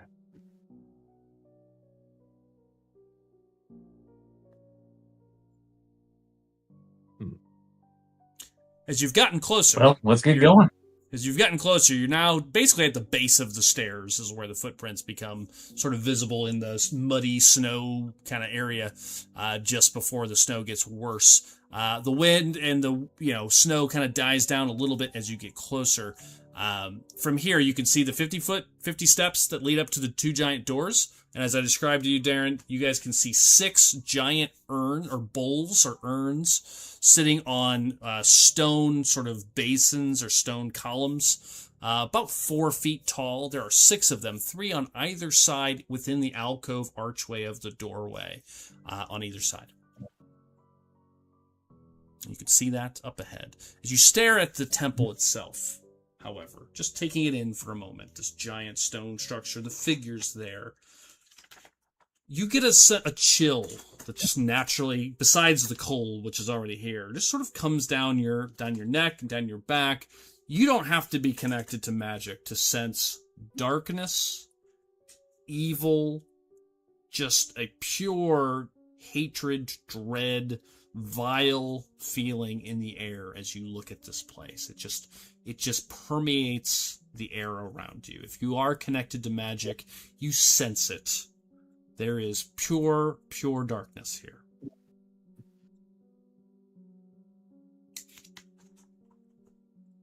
Looks like we're in the right place. Pure darkness here. Okay, good. We found it. Let's go inside. Yep. GPS says we've arrived. All right. I want to take a look at these urns. Okay, gonna head up to the doors. Yep. Okay. So the urn, So where are the urns in relation to the door? Basically, just so if you imagine a giant archway, this 20-foot archway, the doors are inside of that alcove. The urns are also inside that alcove, essentially right in front of the door. 3 of them in a line on either side in sort of a half diagonal coming out of the door or away from the door. So blocking the door, sort of? No, not blocking it. They're on either side. They're on the sides of the door. Oh, so they're running with it? Yeah, like out from the door. Sort of out at a diagonal. All right. So you're heading up to the doors to go check out the urns? Yeah, I'm gonna start heading up the door, up the stairs, towards them. Darren starts to climb the stairs. Anybody else climbing the stairs? Yes, I'm going with him. Yeah. You've been talking about climbing the 1,000 stairs for. I was going to say, wasn't this foretold in my prophecy or some shit? Like, didn't the sword tell me that I had to do this? Yeah, I think so. All right. Actually, I do want. Go ahead. Sorry. No, you go. Well, I want to hold the sunblade hilt for sure, like pointedly, you know. You can sense from it as you're holding it. Very much as Darren said, you almost get a feeling of reassurance. You are here. It is happy. This is where it is meant to be, and it wants to destroy anything and everything that is within this temple. Like, that is the sense you get. Like, this is reckoning is here. Fuck with the sword, dude. Just loves killing monsters. I'm all about it. Here I go. Just love killing. Here I go again. As you guys make your way up these stone stairs, you get kind of right in front of the doorway. You can see almost this amber is so bright, so crystal formed that you can actually see light reflections of yourselves, almost like a mirror-like effect in front of the doorway as you stand in front of it. And you all, the temperature drops. It seems almost unnaturally. Like outside, it's probably 20 degrees, 30 degrees. You guys are all bundled up. The temperature felt like it dropped about 20 more degrees as you make your way up to the top of the stairs. Like, it is frigidly cold suddenly. Whether that's unnatural or natural, it is freezing here as you approach the top of the stairs. Okay. Darren, right, there are six stone blocks made out of pure, kind of like a black, almost kind of slate gray, black stone, kind of mixed together. Very perfectly, clearly carved, part of the structure without a doubt. 3 on either side, and on top of each is a bronze urn or bowl. It's about the size of a salad bowl. On each one of them, which you can see. They all look generally the same. We're walking by them? Or right? I'm walking towards them right now. And as I'm walking towards them, I'm going to use my new force ability and say, "Open sesame," and try to open the closest one on the right with Mage Hand. The door itself? My invisible mage. No, the urn. Trying to see if they're like, is the lid? No, there's no lid. It's like a salad bowl. Like it's like a it's open. I'm sorry. You said urn, so I was thinking it was enclosed. Okay, got it. Okay. Well, then first, I guess I'm gonna look and see if there's anything in them. You're gonna look at all 6 of them? Well, on my way up, I'm looking at the first one and see what I see in them. First one is relatively pretty much empty. You can see burn marks in it in the first one. The second one, as you walk past it, has an old dowel in it that looks like it has been there for some time and is basically just ruined at this point. It's just scrap. You can tell it was some sort of a dowel. The third one, on the left, give me an investigation check on that one. Okay. It's not as clear. Thankfully, a pretty good investigation. 19. The third one has some sort of sticky, what looks like residue inside of it, with a 19, dried blood. The fourth one, Well, with that on the being the right, case, we'll check the other ones. Yeah. fourth one, on the right, has what looks to be an old necklace. It's a old stone, looks like almost like a rosary with beads on it, and a cross with an insignia of the Morning Lord on it. The fifth one is completely empty, and the sixth one has almost like frosty brine on it, which seems like that could be natural, but none of the other ones have it, so it seems odd. I mean, they're outdoors, like it could happen. But none of the other 5 have that sort of frosty kind of ice kind of all over it.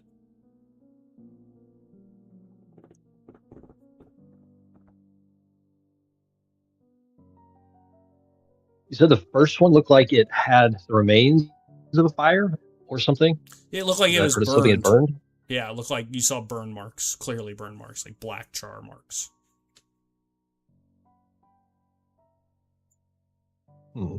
Can I ignite that one with the Sunblade? You want to just tip it with the Sunblade? Yeah. Okay, you stick the blade in there, it scorches it. Hisses Doesn't and burns. ignite, though. Doesn't ignite, doesn't do any real damage. It leaves a little scar mark on it where the blade touched it. I get the sense that this is some sort of puzzle. Like, these are odd items.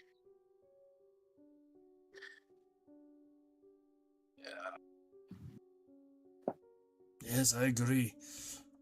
Van Richten kind of looks up at looks at them and walks past them to the door itself and just sort of like puts a shoulder to it and doesn't even remotely budge. Read the door again while Van Richten's doing that. What does it say above it? Yeah. It says, "Nothing sealed without sacrifice may ever remain sealed."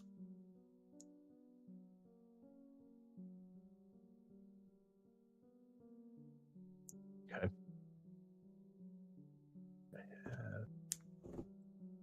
Offerings to the temple. Rivers muses out loud. A specific kind or anything. Only one of the bowls was actually empty, right? Yep. Completely empty. Yeah.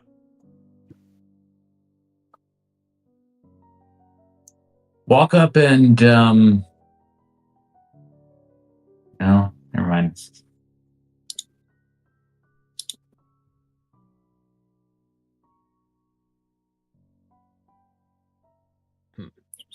I'm gonna reach into my bag and pull out my handy journal that I forgot I had. I'm gonna rip out a few pieces of paper, kind of ball them up, put them in the one that had the burn marks, and cast thaumaturgy on them and ignite the fire, ignite the paper so that it starts a fire in the bowl. Is it just a couple pages of the journal, like blank pages? Yeah, I'm just gonna rip a few pages out and kind of ball them up a little bit. And yeah, they ignite without any problem. Burn away relatively quickly, maybe faster than normal. They burn away. Wait, Calsolus. Write something meaningful on one of them and do that again. Something meaningful. Yeah. Or okay. Yeah. Something that. Yeah, so I flipped to a blank page and I write. What the hell's the saying? The best friends are the ones you make along the way. No, not that one. Not that one. About the saying about the land and the shit that the guys say all the time. We are the land. We are the fucking. I can't remember. What is the? Oh, Yeah, I know what you're saying. Yeah, I know. I recall. The shit that they say all the time. The land is one or whatever. Yeah. I write down one, Hmm. and try it again with that. Okay. Fire lights again. Burns away. it's not meaningful enough. All right, try this then. I'm gonna take out one of my torches, set it inside, and ignite that, and just let it sit. Okay. Torches sitting inside of it, burning.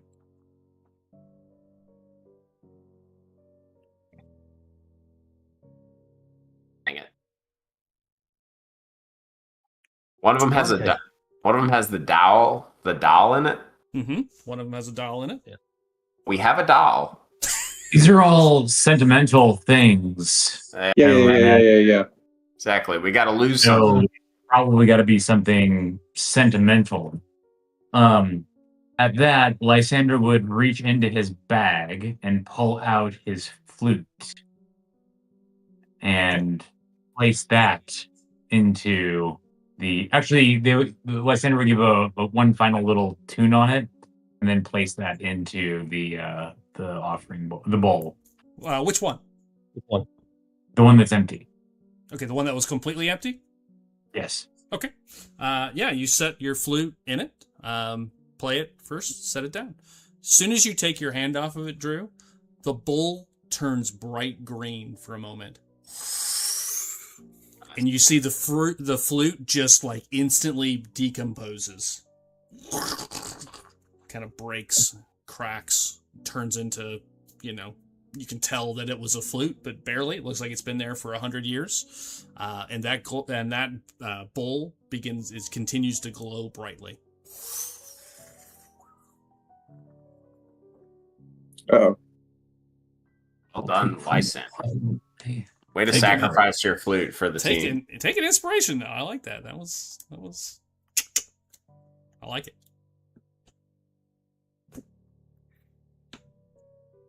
There are 6 bowls, right? There are 6 bowls. Okay, so maybe we all pick something in our inventory that's personal and put it in the bowl. immediately look for my hammer. But you gotta put a dinner roll in there. I was gonna say, put both types of cheese in there. Cheese. A dinner roll and a piece of cheese. It's lights on fire, and Roderick's like, "Wait, No, no, cheddar, no."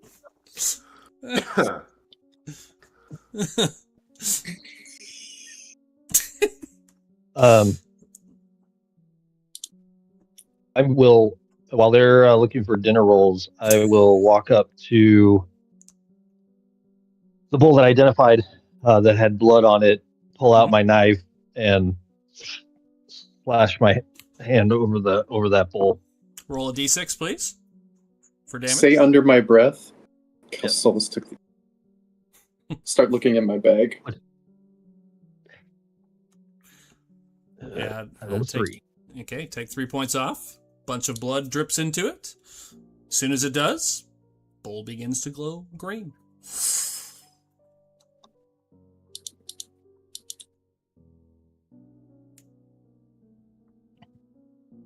What are the non-glowing bowls again? We've got the scorched one, we've got the doll one, we've got the briny frost one. Yep. I think it just needs to be something personal. It doesn't matter what, yeah. That's what I'm guessing, yeah. I would say at this point you can make Darren, as you did that, you can anybody can make a sort of a general wisdom check at this point. I'll roll one for Van Richten as well. See if there's a hint that he will provide. Straight wisdom? Yep, wisdom skill check.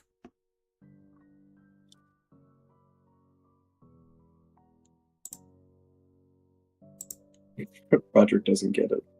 Anybody above a 15? Roger definitely doesn't get it. What did I roll? I can't see what You I think I got rolled. 13. I got above a 15. I rolled a 13. I'll roll one for Faith too. Why not? She's got a pretty high wisdom. Okay. Lysander, which you Oh. kind of figured out the trick, so it makes sense that Lysander rolled a 15. Darren, did you? Yeah, there's yours. 13. Okay. I rolled a 13. Yeah. Okay. So yeah, Lysander, you pretty much said it. I would say at this point, yeah, sentimental, and the fact that the blood worked, maybe even sacrificial. Anything that is, probably sacrificial / sentimental, giving up of something that has to be sacrificed. You kind of put the word of the phrase on the door that it's really about sacrificing something essentially personal. Blood is always personal. I look over at Zora, and then I kind of glance at the one with the doll. And I glance back at Zora. So should I grab her legs, or do you want to? Get her, grab her. Combat again. Not herself. Put her in there. Oh, right. Yeah. No, sorry. Your purpose is fulfilled, demon. You are at peace. Into the bowl. Light her on fire. Your eyes will adjust. Unintentionally, you did not mean that, but also amusing. There are 4 bowls left. You have 2 arms, 2 legs. We can find you some more later. We can reattach them. It's fine. Whoa. 2 bowls are lit. Man, them bowls are lit. Also, I just want to point this out. If it is sentimental, it doesn't necessarily have to be something like physical. It might be like a memory.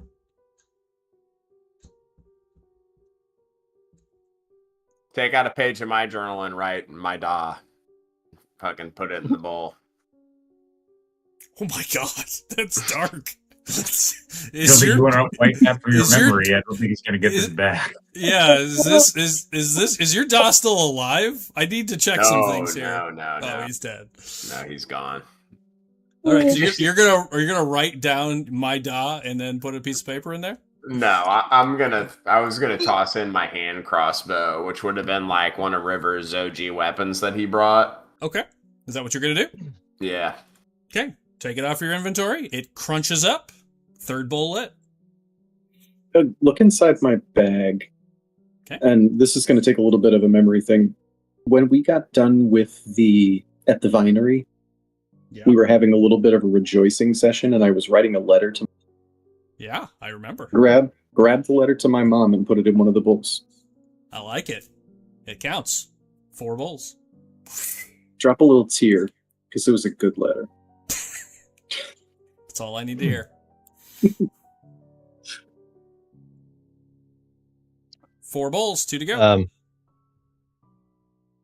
look because why not? I look over at Faith, and I glance down at the stake in her belt,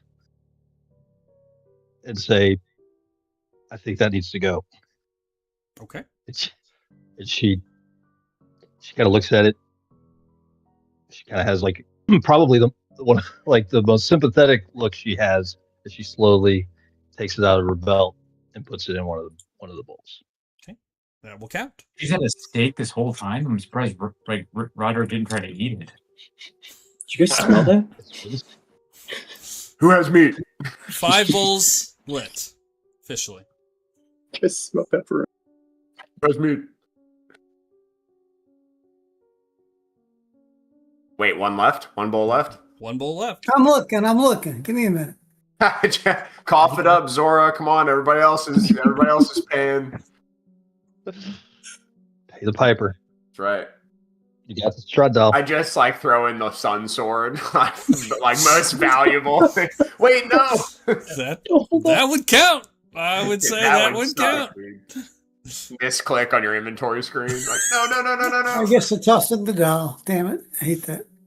Only because you have made such a big deal out of it. Absolutely, it counts. Yeah, no doubt, dude. That is a sentimental fucking item. Oh, that's so good. It crunches. The genuine disappointment in Jeff's voice, dude. God damn it. That's what I need to hear. That to me sounded real. It sounded pissed. I'm in. That's funny. Zora play at that point. That's literally Jeff's disappointment. Yeah. Good. Zora, the last one to approach, longingly stares at the Strahd doll eyes one last time, places it in, and it sort of ignites on fire for a moment, and the entire thing turns green. All 6 bowls glow for a moment, and then you see kind of in line 1, 2, 3, 4, 5, 6. Kind of runs around all 6 of them, and then you see the 2 on the end glow, and they almost like plane lights, like an airline lights or an airport lights, kind of move in. Goes to 2, then goes to 1 together, and as they hit at the back, the 2 doors split open with a loud sort of crunching sound. The 2 doors begin to slide to the left and to the right. You see the 2 stone doors just start opening to either side. And as it does, a cold stench of death and decay sort of just kind of forces its way out of the air. The temperature drops another 10 degrees. It's probably 0 to -10 instantly in this space you're standing in, as the air from the temple just kind of pulses out. And the doors, takes about 15 seconds for the doors to fully open. The bowls begin to stop glowing.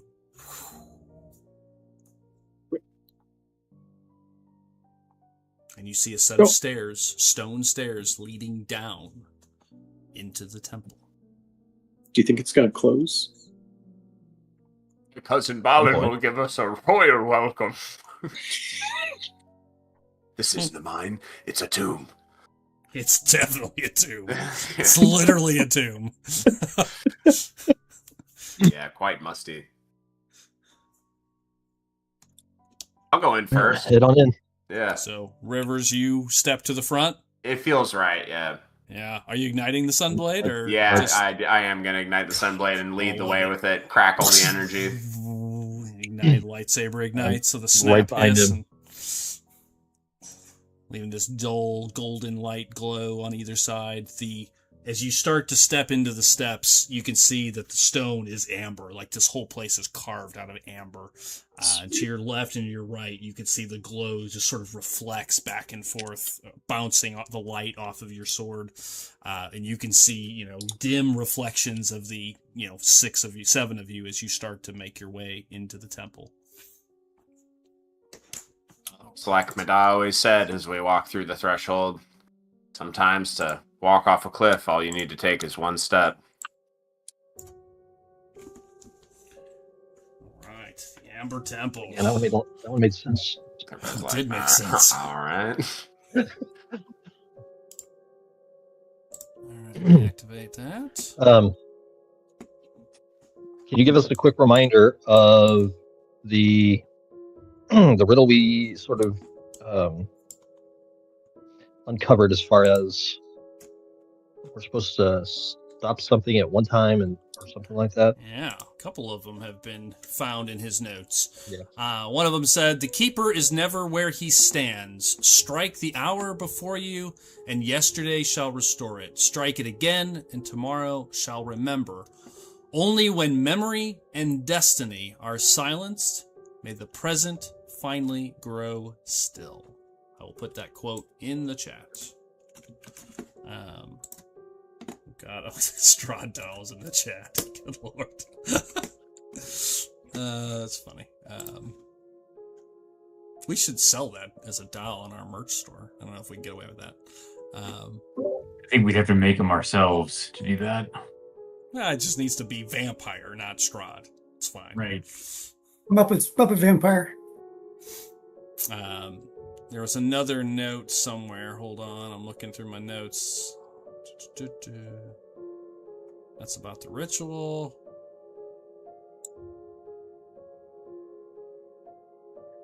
Our weapon struck true, yet the old man rose again. He laughed and asked whether we intended only to kill today. Was another note.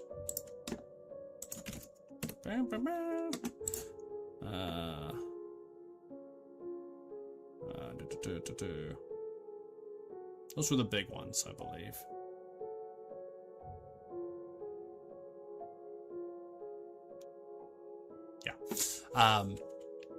Okay. I'm going to color this out real quick and go to the book. And get the players on here. Start with Rivers. Buzz. Okay. Darren. Jeff. Wow. Look at this room, dude. Start the fucking Dark Souls music. What's about to wake up and walk towards us? The door fogs up and does that thing behind us. Like, oh man. Yeah, great. Roderick and Lysander. That should be everybody. I'll put Faith on when it becomes appropriate.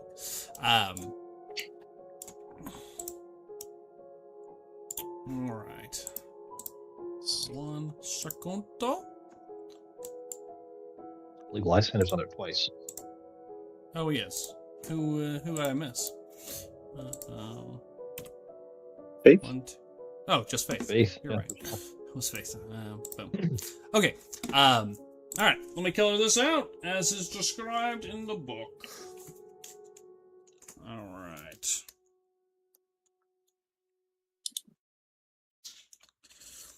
Icy steps descend 10 feet to a time-engraved hallway. Again, the stone kind of stairwell itself is made of amber on either side, and as you reach towards the bottom, it sort of descends into a short hallway that's about 15, 20 feet long, about 10 feet wide on either side. Give me a perception check, whoever's in front, the two that are in front. Perception. God, my rolls tonight. Shit. 11. Right. I rolled a 23. Nice. Darren, up ahead, down in the hallway as you're coming down, two things you notice, and then the back folks will definitely notice the last piece, which is as you guys are kind of descending the stairs, about a minute after you guys kind of open the doors begin to close behind you. You hear the two doors start to slowly close behind you. Darren, you hear that right as you notice up ahead of you and Rivers, arrow slits on either side of the hallway, to the left and to the right.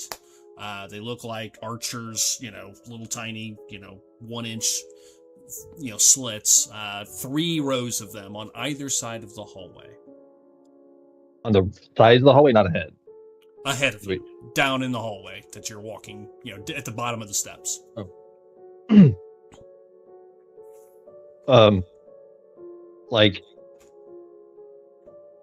Okay, so they look like traps or like windows that archers would come through.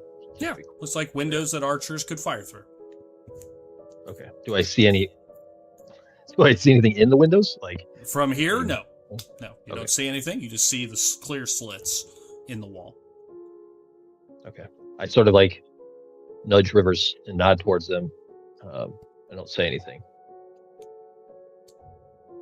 I will. Yeah, never mind. I take note. Okay. You are basically at the bottom of the steps. The slits are about 5 feet in front of you.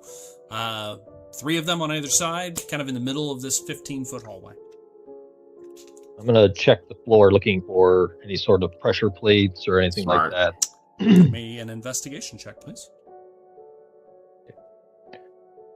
I'm going to use guidance on this too, just because I am intentionally doing this. And that's a shitty roll, so. Let's What'd you get? the same on the 4 as I did on the 20. 19. 19? On the You floor. do not see any signs of any pressure plates on the floor. Okay.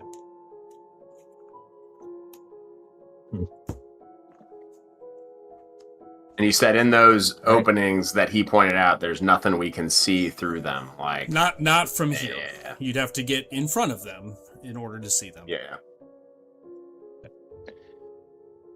What is the structure in the? Well, actually, hang on.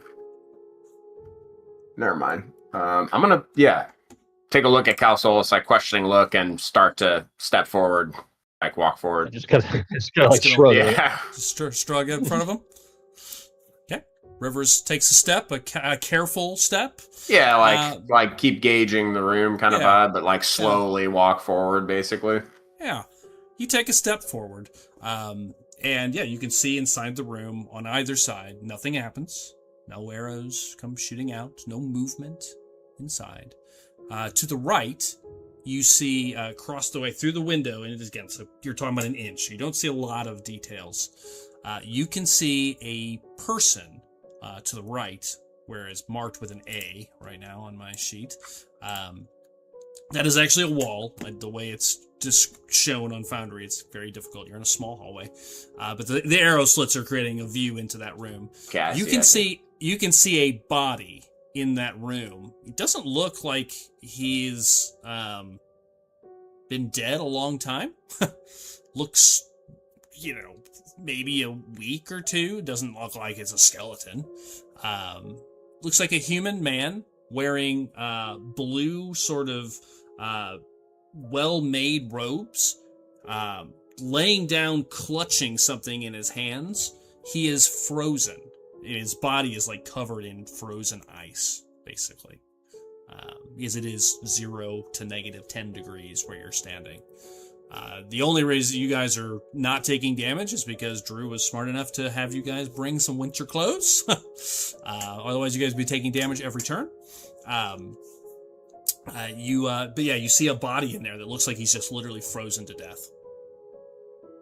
He's got a book and something else in his hand. Looks like clutching. Yeah, he's clutching, like cuddled up with on the ground. Picturing Jack Nicholson in The Shining. You said it's a book and something else? Like, what does the something else look like? Maybe it looks like hard to say, but maybe a wand of some sort? Stick, a wand, something of that nature.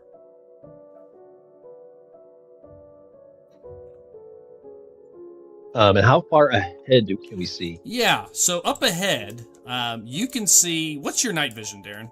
'Cause it's dark, but it's not pitch black in here.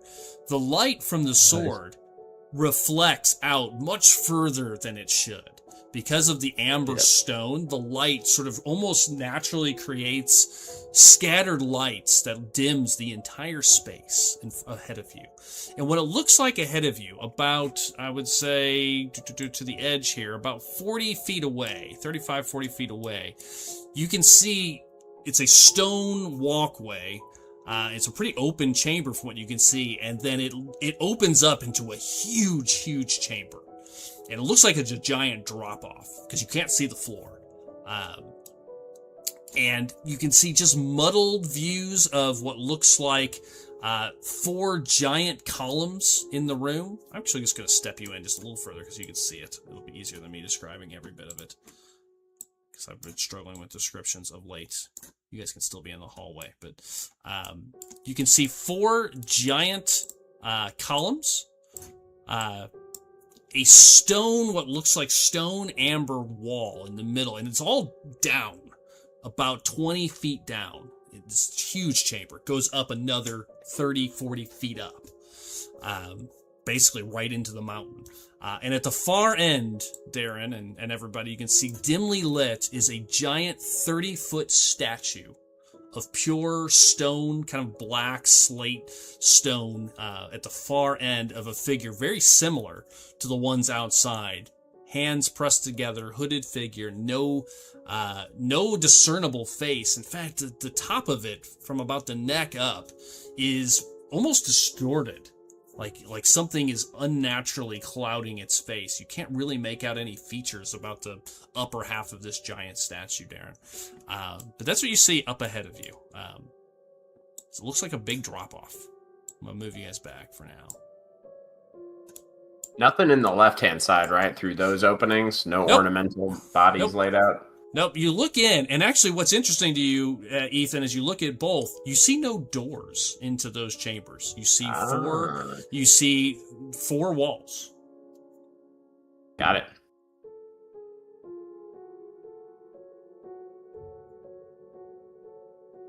That's what you see, and you guys are in the hallway still. If you would like to move forward, let me know. Otherwise, I will let you discuss.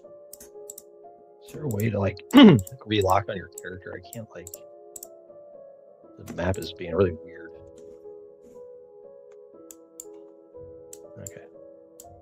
We don't see any people, so you said it's a drop off. Yeah, it's 20 big. feet down. Well, 20 foot down, it looks like, at least. You can sort of, Darren, see some stairs right to your left from your vantage point. Rivers, you can see stairs to the right. It looks like giant stairwells that lead down into that lower chamber. Okay. Do I hear anything? I'm like actively. Currently, listening. the only thing you hear is the footsteps you guys are making. Okay.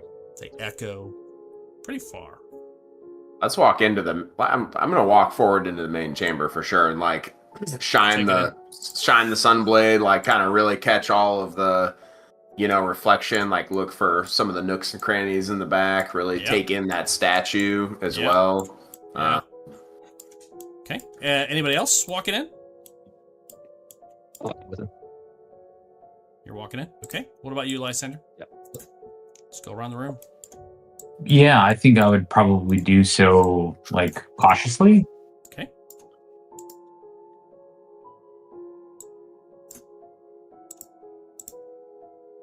Okay.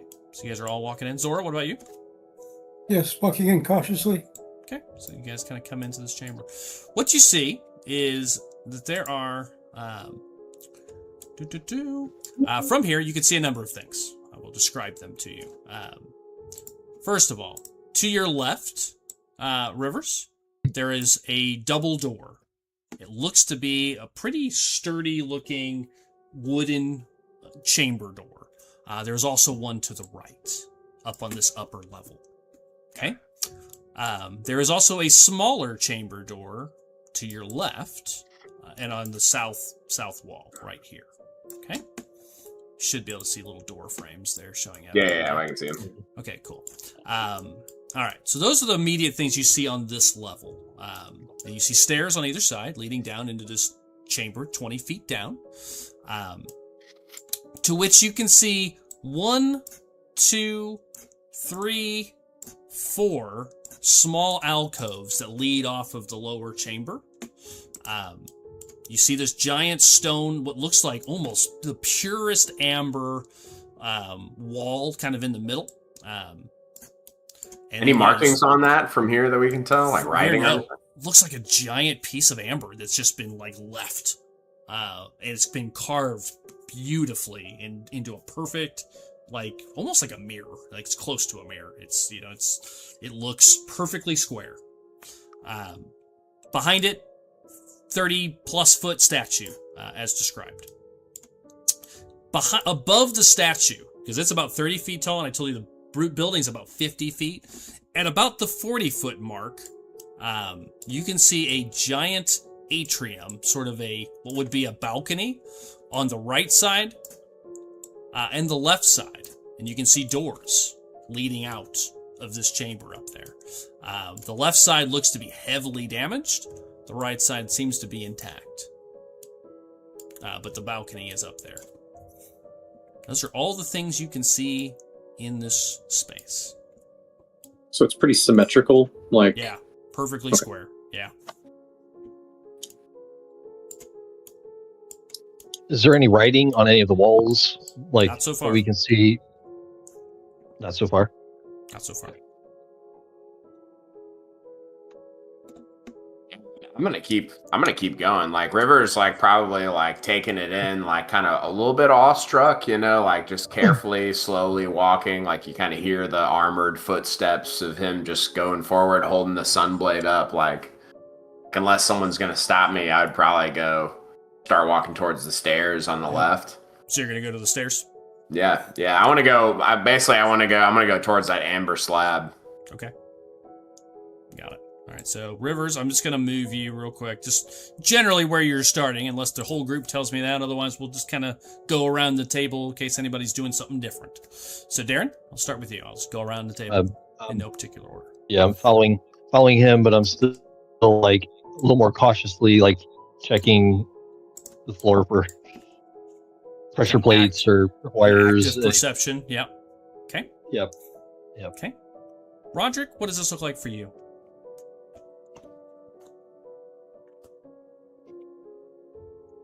I have never seen anything like this before. So no, you have not. my mouth is on the floor for pretty much the entire way in. But as soon as I realize that Calsolus and have walked away, do a little like scuttle to try to catch up and try to get in between. Okay, so you're going to move to the left stairs as well. Okay. I'm not going away. The other side. Hey, I'm waiting for the party to split. This is the D&D moment. I'm with you guys. I'm just going to turn my camera off for a minute. Oh, oops. Be moving around. I forgot to turn the cameras back on. And let me turn the map on for our prior listeners. My bad. I was looking at it too. I'm gonna leave it off actually for a moment. Okay, Zora, what about you? I'm following the herd, but I'm just kind of kicking rocks with my head down, a little disappointed because my dolly's gone. Kicking rocks. Got it. Faith, Darren, you have the control of Faith, so is she following you? Yep. Okay. Faith will go last. She'll kind of bring up the rear, kind of keeping an eye on making sure nothing's coming up behind us, essentially. Got it. Lysander following the group. So everybody's headed towards the left stairs. So there are 2 doors between here and the stairwell. Is anybody doing anything with those, or are we headed downstairs? Just ask the question. We should probably check them. As well. There's rooms on the left and right we couldn't get into, correct? We could just see. You could see them. Yeah, the rooms, the arrow rooms that you passed. Yeah, you saw no doorways into them. They looked like just blank rooms. But it's safe. We could make a safe assumption that door might lead into it on the back wall there, right? Like you could make that assumption, sure. You can make it. I mean, it's the general, yeah. It's in the general direction. Yes. This place is playing tricks on my mind. Rivers just walked in. Yeah, open it up. Let's see what's up. You want to open that door up? Sure. Yeah. Okay. You open the door. What you see? Hang on. I'm playing this somewhat out of the book. That is X3. Arrows. Death. Someone should open the other one like at the same time, kind of vibe. You know what I mean? Shattered bits of wood cover the floor. And the door opens. It's not locked. It just kind of creaks open a little bit. Shattered bits of wood cover the floor of this frigid 20 by 20 foot little space. And what you would expect, as Darren said, the arrow room should be back here, but you see no visible way to it. It looks like a completely empty room. The ceiling in this room is about 10 feet high. The wood that remains appears to be what used to be maybe bunks, like old chunks of beds and whatnot, and straw is all you see currently. But you see no sign of the room with the arrows, which should be here in that room, or should be somewhere over there. No access to it from inside. Peek in and look at the roof. Like, does it look like there's any opening or anything in the roof to go up and out? You're gonna peek in the room yourself? Yeah. I'll move you in there. Give me a perception check, or investigation, or perception, either one. While Darren's doing that, is anyone doing anything of note, or are you all staying in the alcove kind of main balcony here? Open that other door. You're gonna open up the other door while Darren's doing that? Yeah. Darren, see that Calsolus is going to check this out and take a step over and pop open the other one. Okay. Anybody else doing anything of note? While they're all doing that, I think Lysander would be curious about the other doors. It's another door. There's other doors on the other side. What's this? Another door? Another door? R.I.P. Tim Curry. Yeah. I think Lysander is curious about what this place houses, like the fact that it's like so cold in here, that it might be like sealing something in, or this might be what in either their arcana or investigation with like this kind of layer happens. Yeah, so you're just kind of taking it in and kind of thinking, having a think. Give me a religion check, I think, would be the right roll here. And what about you, Roderick? Anything, or are you just kind of hanging out at the top of the stairs here? I'm going to get to the top of the steps. And then I'm going to take some steps down. Okay. But just a few. Okay, got it. Okay. Darren, give me your roll. I'm just It's moving you in so you 24. can see what you see. I'm not actually assuming you're moving in there, Ethan, but just so you can see what's in there. Yes. As you open the doors, Ethan, while he's searching the room, kind of looking it over, everybody else is doing what's described. Jeff, anything of note out there? Sorry? Nope. Okay, just waiting currently. All right, Ethan, what you see is clearly a number of sleeping bags. At least the 7 that's here. There's probably a couple other rolled up as well on the sides. There is a ton of freshly made. These look recently used, well-made sleeping bags scattered throughout this room. And at the north side, you can see another double door. Doors. Yep. Leading. Basically, you can now imagine that this temple has sort of an upper floor and a lower floor. Well, can I do a little check? Like how recently? Yeah, give me an investigation check, please. Darren, what'd you make? God bless, 24. dude.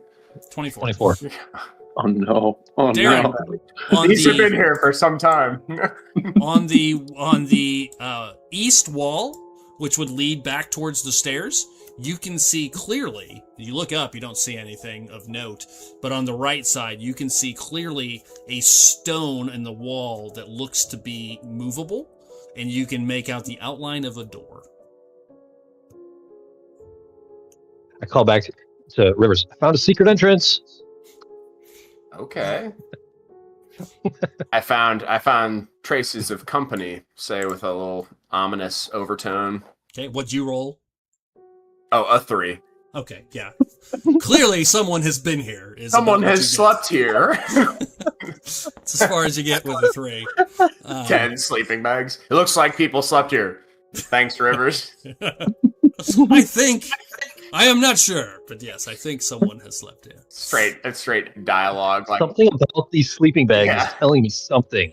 like passive dialogue in an NPC and RPG that someone says out loud, a little subtitle over their head. Someone slept here. And the religion check while this is going on?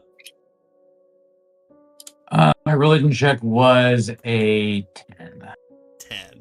10. You definitely get, I kind of jokingly said it on your way in, the structure of this feels somber and gives you very much vibes of tomb. Like this is probably the upper part of a sanctuary.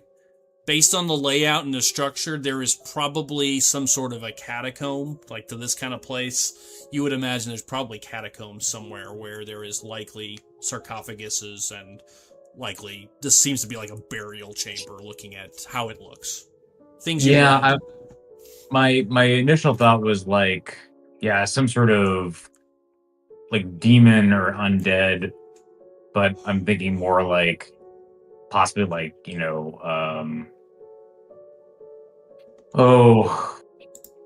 like a lich, I guess, might be an idea. Other greater dead.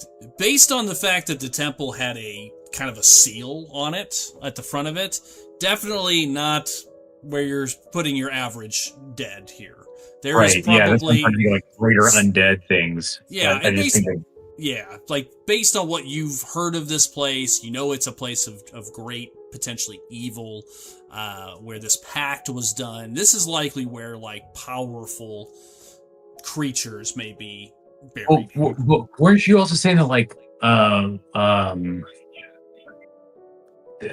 what's her face was in league with a demon? She was.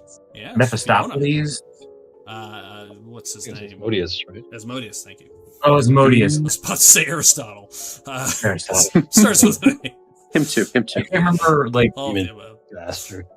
I do know that some of the 9 hells are, like, frozen and cold. So I was also thinking that might be something, too. You get a vibe that this is likely a reverent place where potentially dark, evil, powerful creatures were likely buried. That's the kind of vibe you're getting. Okey-doke. Nothing more specific with a 10. Yep. All right, Darren, that's what you see. Rivers, that's what you see. Either one of you may decide to make the next move, and then we'll go around the table again. I said I call out to the room is that I found a secret door and I'm going to go over and open it. Okay. Or move it or whatever. Yeah, you step up, press the brick. The door slides silently to the left, very quickly, and you see the arrow room. You see an empty room with 3 arrow slits. However, hanging in the corner, in the far corner of the room, I'll put you in there real quick. Is a ham hock. In the far corner of the room, kind of like attached to a stone, like almost like a spike in the wall, is you see a very nice blue cloak hanging there. It glows slightly. Right on. We can be cloak buddies.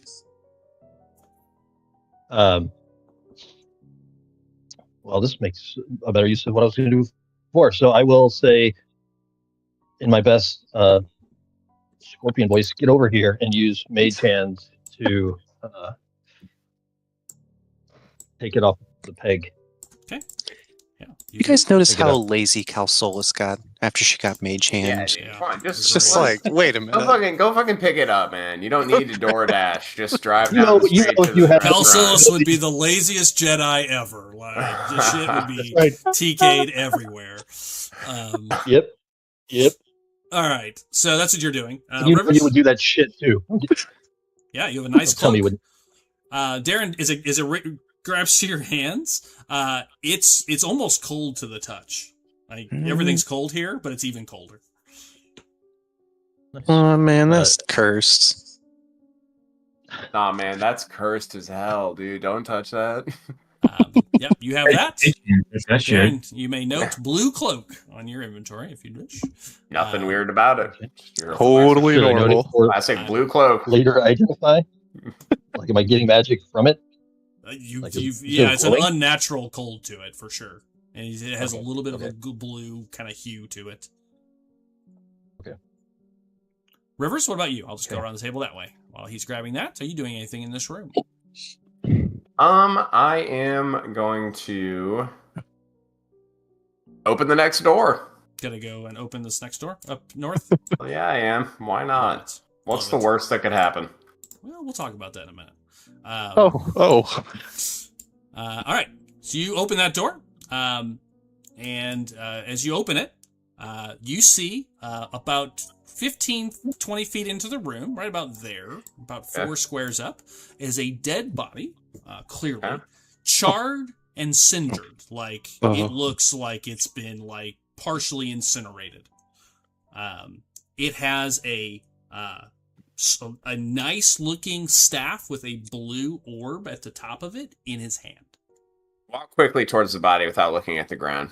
No, Okay. I'm just kidding. I'm joking. As soon as the door opens, hold that thought.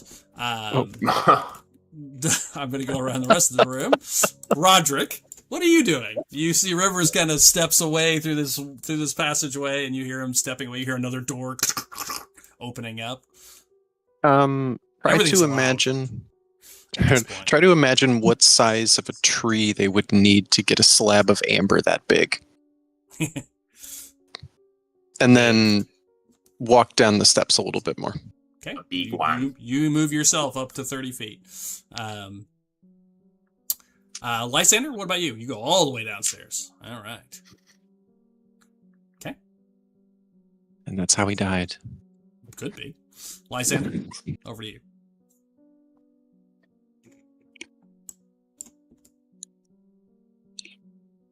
Okay, just walking over. Any action? Did somebody already open these doors? Yeah, that's where Man, Rivers I'm went. hitting there, dude. Come join Oh, me. okay. Yeah, come join him. See what happens. I might get Yeah. incinerated. I don't know. Well, I can think of. It's how Rivers would have wanted to go.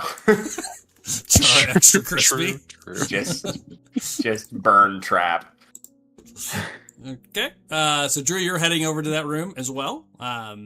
you see what I described to Rivers. You see a bunch of sleeping bags. And as you open the door, you see Rivers opening the north door, takes it all in, and we'll get back to that in a moment. Zora. Stop saying that, dude.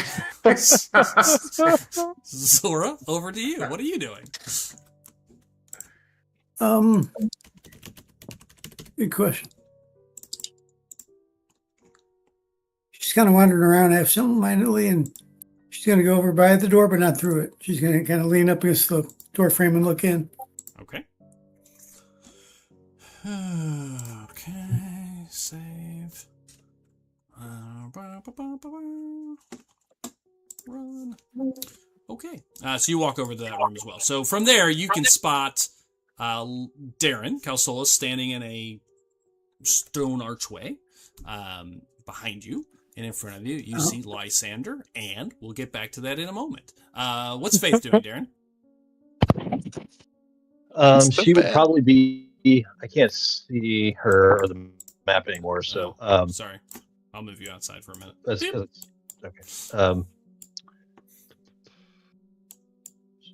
She would probably, honestly, just kind of hang out right there in this general area. To be honest, everybody's kind of moving around. She's just watching. Yeah. Okay, fair enough. I agree. Which way she would need to go if she needs to go. Yeah, just kind of watching and monitoring everything. Okay, well then we'll get to the exciting part. Rivers, you open the door. You see an incinerated body partially on the ground. You see, he's holding a very nice staff. It's a long hallway that goes up. You see one set of doors to the left, a double door in the middle, a third door halfway up the hallway, and then another set of double doors at the far end of the hallway. So, 1, 2, 3, 4 different doorways up here. However, that is not what gets your attention. As you open the door and see the body, you see 3 floating skulls in the hallway, all of which start immediately just darting towards the door, all of them spitting fireballs at you. Soon as the door opens. Close the door. Okay, you can close the door in a minute. We have a little surprise attack. I just opened it. We're gonna start with that.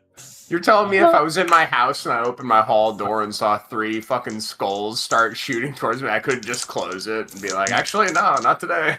Well, you can try to close it. Let's do this. Let's do it as an initiative check, shall we? Shall. So let's do a straight up initiative check. Nice. 19. I will do the 3 of them separate. Normally I do all creatures together. One is a 20. Whatever. One is a 20. I rolled the same thing twice. You're kidding me. And a 9. So one of them, the one in the back, doesn't quite turn in time. The other 2, before the door fully closes, 2 bolts of fire come arching through. What's your AC? Plus, I'm going to give you +2 for the doorway. 22, with that all included. Okay, got it. Rivers, you also noticed that as they turned, they were looking at a ring camera. Yeah. I said. Here it comes. You're never going to know unless you go, That is an 18 and a 25. So one hits. The other one cracks into the door as you close it, and the third one cracks into the door. Since you beat it by initiative, you get the door closed. It starts immediately burning. I'm going to do damage to the door in a minute. For 13 points of fire. Okay. Me or the door? Sorry. You. The door will take 7, 8. And the second fireball does not destroy the door. 4, 5, 6, 7, 8, 16. The door is basically turned to splinters. It is still technically a door. You can see giant holes burning through it as this bright hot fire kind of crisps through it. The door has 4 hit points left. It is partially there. But yeah, you manage to get it closed as the 2 fireballs slam into it, just burn chunks of wood. And you all see that. We are currently in initiative. So I need everybody's attention. That's not physical damage, right? No, that is not. 20, 20, and 9. Yeah, as I turn around, my hair is singed Smoking. backwards, smoking, and I look at Lysander and I think I might have set off the alarm here. Everybody else What'd you in the find there, building. Slugger? Did you find something? Everybody else hears What'd an you find, boy? explosion. What is it, boy? What is it? Hey, another door. Yeah. And that's it's not why It's not a shower. Yep. you always leave a note. Roderick, what's your IV? And I need My Faith's initiative? as well. Yes, initiative, please. Yeah. Oh, my bad. Just so I know where you're going in the order. Oh, I got 23. Nice. Oh wait, I rolled with advantage because I think my. That's fine. But I only get advantage when I have. Oh wait. You want to do Faith, Darren? First roll was a 20. Oh yeah. Regardless. Oh, thank you. Oh, Nice. 23 as well. Okay, 23. All right. So, Assuming we hear that, then. yeah, you all hear that. You hear Rivers. I mean, Rivers, what are you actually saying? Is that what you're saying? I think I've set off the alarm. Yeah, that's what I'll look at Lysander and say The that. door, you hear the door slam, followed by the sound of swooshing fire. It's not quiet. You all would hear that. Calsolus, you're the first one to react. I am. Yeah, with a 19, right? Oh, I'm sorry, I scrolled down too far. Faith and Roderick. So Faith is the first to react. All right. She will run in there. I can't see, so I feel. Okay, let me put you in there for a moment. That's annoying. Got a lot of walls here though, so yeah. Okay. So she's gonna run in. So that's 35 into the room. Rivers has closed the door currently, so you can't see anything in there. I mean, you can partially see through the door. There's 3 floating skulls in the next room with a partially door there, making their way towards the doors. She will move up on essentially to the side of the door. She'll use her bonus action if she needs to finish the movement. She'll take a spot next to it, essentially hold action for whatever comes through the door. She's going to hit it. Okay, got it. Check. After that, it's Roderick. Roderick, you hear a bunch of commotion upstairs. Is this wall like a wall that extends all the way up to the ceiling? Yes, yeah. You can't see into the chamber there. It is enclosed there. All right, I'm going to hop 2 steps at a time. Mm-hmm. And I did that thing again. And I'm gonna run back up to the door. And then everybody's there. So I guess just look my head inside. Okay, yeah. You see the scene. I will kind of partially put you in there. You see the scene. Yeah. You see the door is closed and burning. You see a singed Rivers. And through the partial door that's, chunks of it are missing already, you see 3 floating, flaming skulls just floating through the air down a hallway. Okay. Calsolus, you are then the next react. Can you put me back in the room? Yeah. I can't move me there for some reason. I am going to, before I leave the room, I'm going to take out my basic dagger that I had, and I'm going to give it to my mage hand and use my bonus action to send it through the arrow slits. Okay. Essentially back up to the doors, like to the entrance doors. Yeah. I'm gonna have it take the dagger, go up to the doors, and essentially prop it, blade down, handle up, resting against the seam of the 2 doors, as a sort of like if they open, I want to hear the dagger hit the ground. Okay. Got it. So I'll do that with my bonus action, send it to do that, and then I will move. I've got 35 feet to get towards where they're at. Gotcha. So 5, 10, 15. Oh, God, I closed the door. 20, 25, puts you there. And then from there, you should be good. I'll go in. 30, that would be 40. You have how much movement? 35. Okay, so you'd be basically right outside the door as well. Outside? Yeah, you'll be just outside or just inside the doorway. I'm fine with that. Kind of partially in. Do it like that. Okay. Pulling out my shield as I go. Okay, got it. And then not sure what else to expect. Yep. Yeah. Rivers has already gone this round. I'm just going sort of out of order since he closed the doors and did that. As I do that, Doug, too, sorry, I'm going to so I didn't take an action. I'm going to pull out my bow and essentially ready at the door as well. Okay, got it. Zora. Hold an action.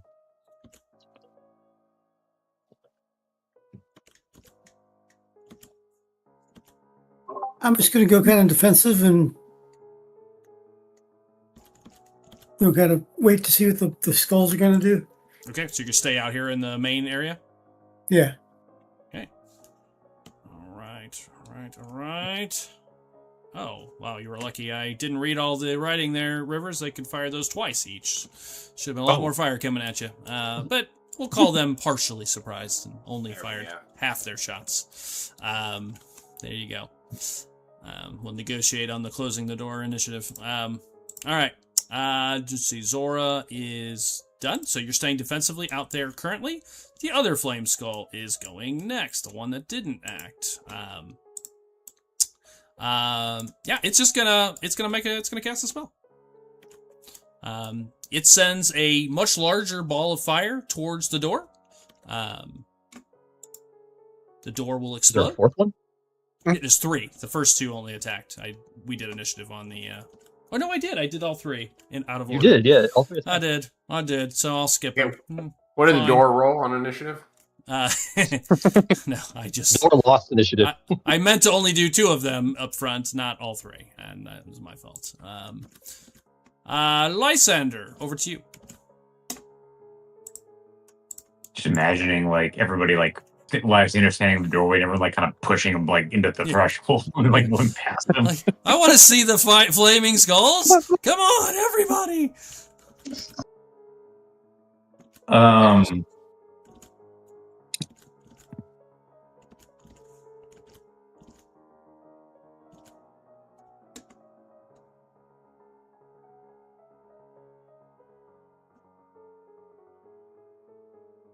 Should have been looking for something to do. I would say you can partially, if you move in a little bit further, I would say within 10, 15 feet, kind of behind the group, if you choose to. There's enough damage in the door. If you're looking straight on, you could technically see through it and see them.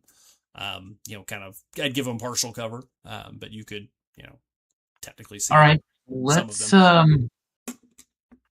well, they've got let's just fire an Eldritch Blast at them. Okay. I'm just going to add 2 to cover for them.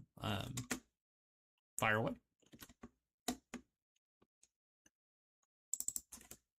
Got a dirty 20. Dirty 20 will hit. You shooting at the one in the front or the back? Let's just shoot it. Let's just shoot at the one in the front. Okay, fair enough.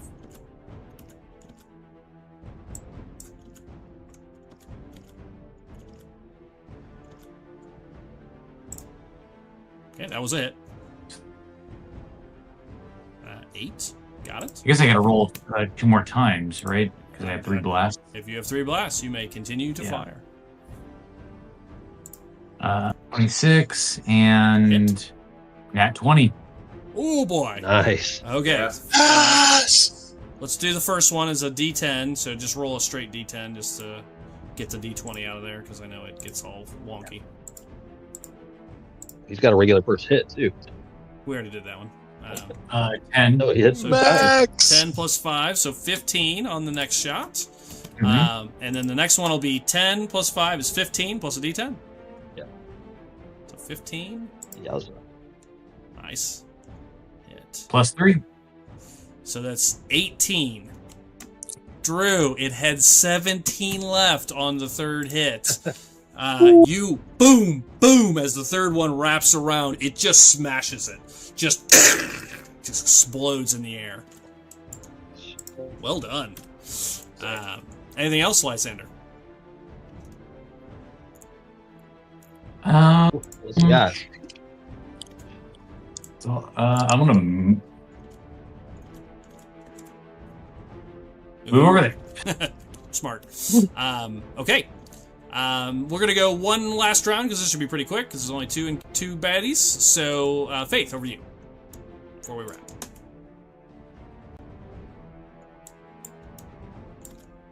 All right. She peeks in the door. How far away are they? They are. At this point? You should be able to see them at this point. From the door. From the door. Here, I'll move you in so you can see. I know where you are, though. Okay, now you can see. I couldn't see it. Yeah. Okay. They are 25 and 30 feet away. Okay. As she sees the blast goes through the door, she just sort of says something under her mouth. She throws the door open and just charges in at the first one. Okay, at the first one. Yep. Okay. She's bananas. Yeah. She starts screaming at it, and she is bananas. Girl's fucking unhinged. She just charges at it, starts just swinging at it. It's almost like getting brought back from the dead didn't bring her back right. Yeah, Almost. weird. Really weird. It's actually in the rules for Really Curse weird. Shot. If you are raised, you do come back messed up. It's a What? core book. First swing is a 13. Oh, Miss. yeah. The second swing is a 18. That's a hit.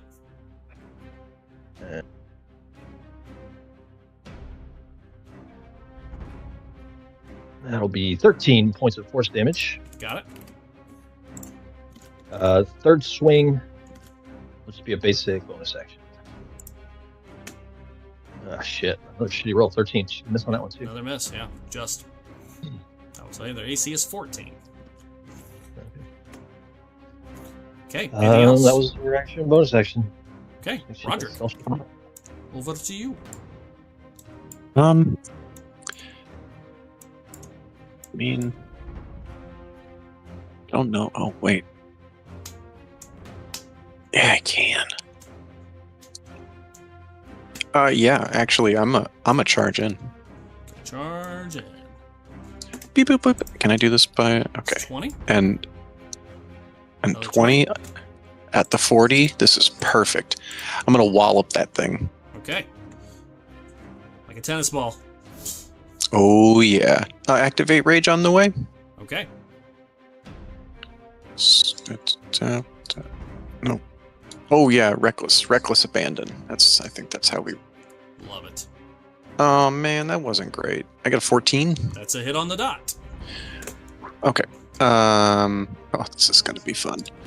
All right, so we've got 12 Got it. plus 10 radiant, So 22. and Got it. hold on. So what do you got? Like a 1d8, 5 additional, so 17 and 10 radiant. And nope, that's it. It explodes.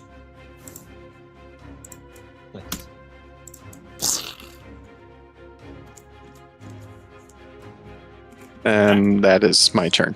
That is your turn. All right. Cal Souls, over to you. Oh, well, I am just going to go ahead and take a shot at it. Okay. Yeah, I'm not even going to move. Just take a shot.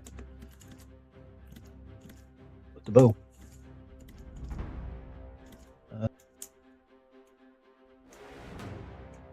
Where's my bow? There it is. Don't know. Did you put it in the bowl? Yeah. I didn't, thankfully. 27 to hit. Realize that. The spell right, slot also so would this have would worked. be- You could have cast a spell into any of them, by the way. Interesting. That was the fire and the ice was people casting spells. Gotcha. All right. So this is going to be 10 points. Piercing. And nobody engaged, so no. Oh yeah, that's right. You have that ability. Yep. Okay. 7 points of sneak attack. Got it.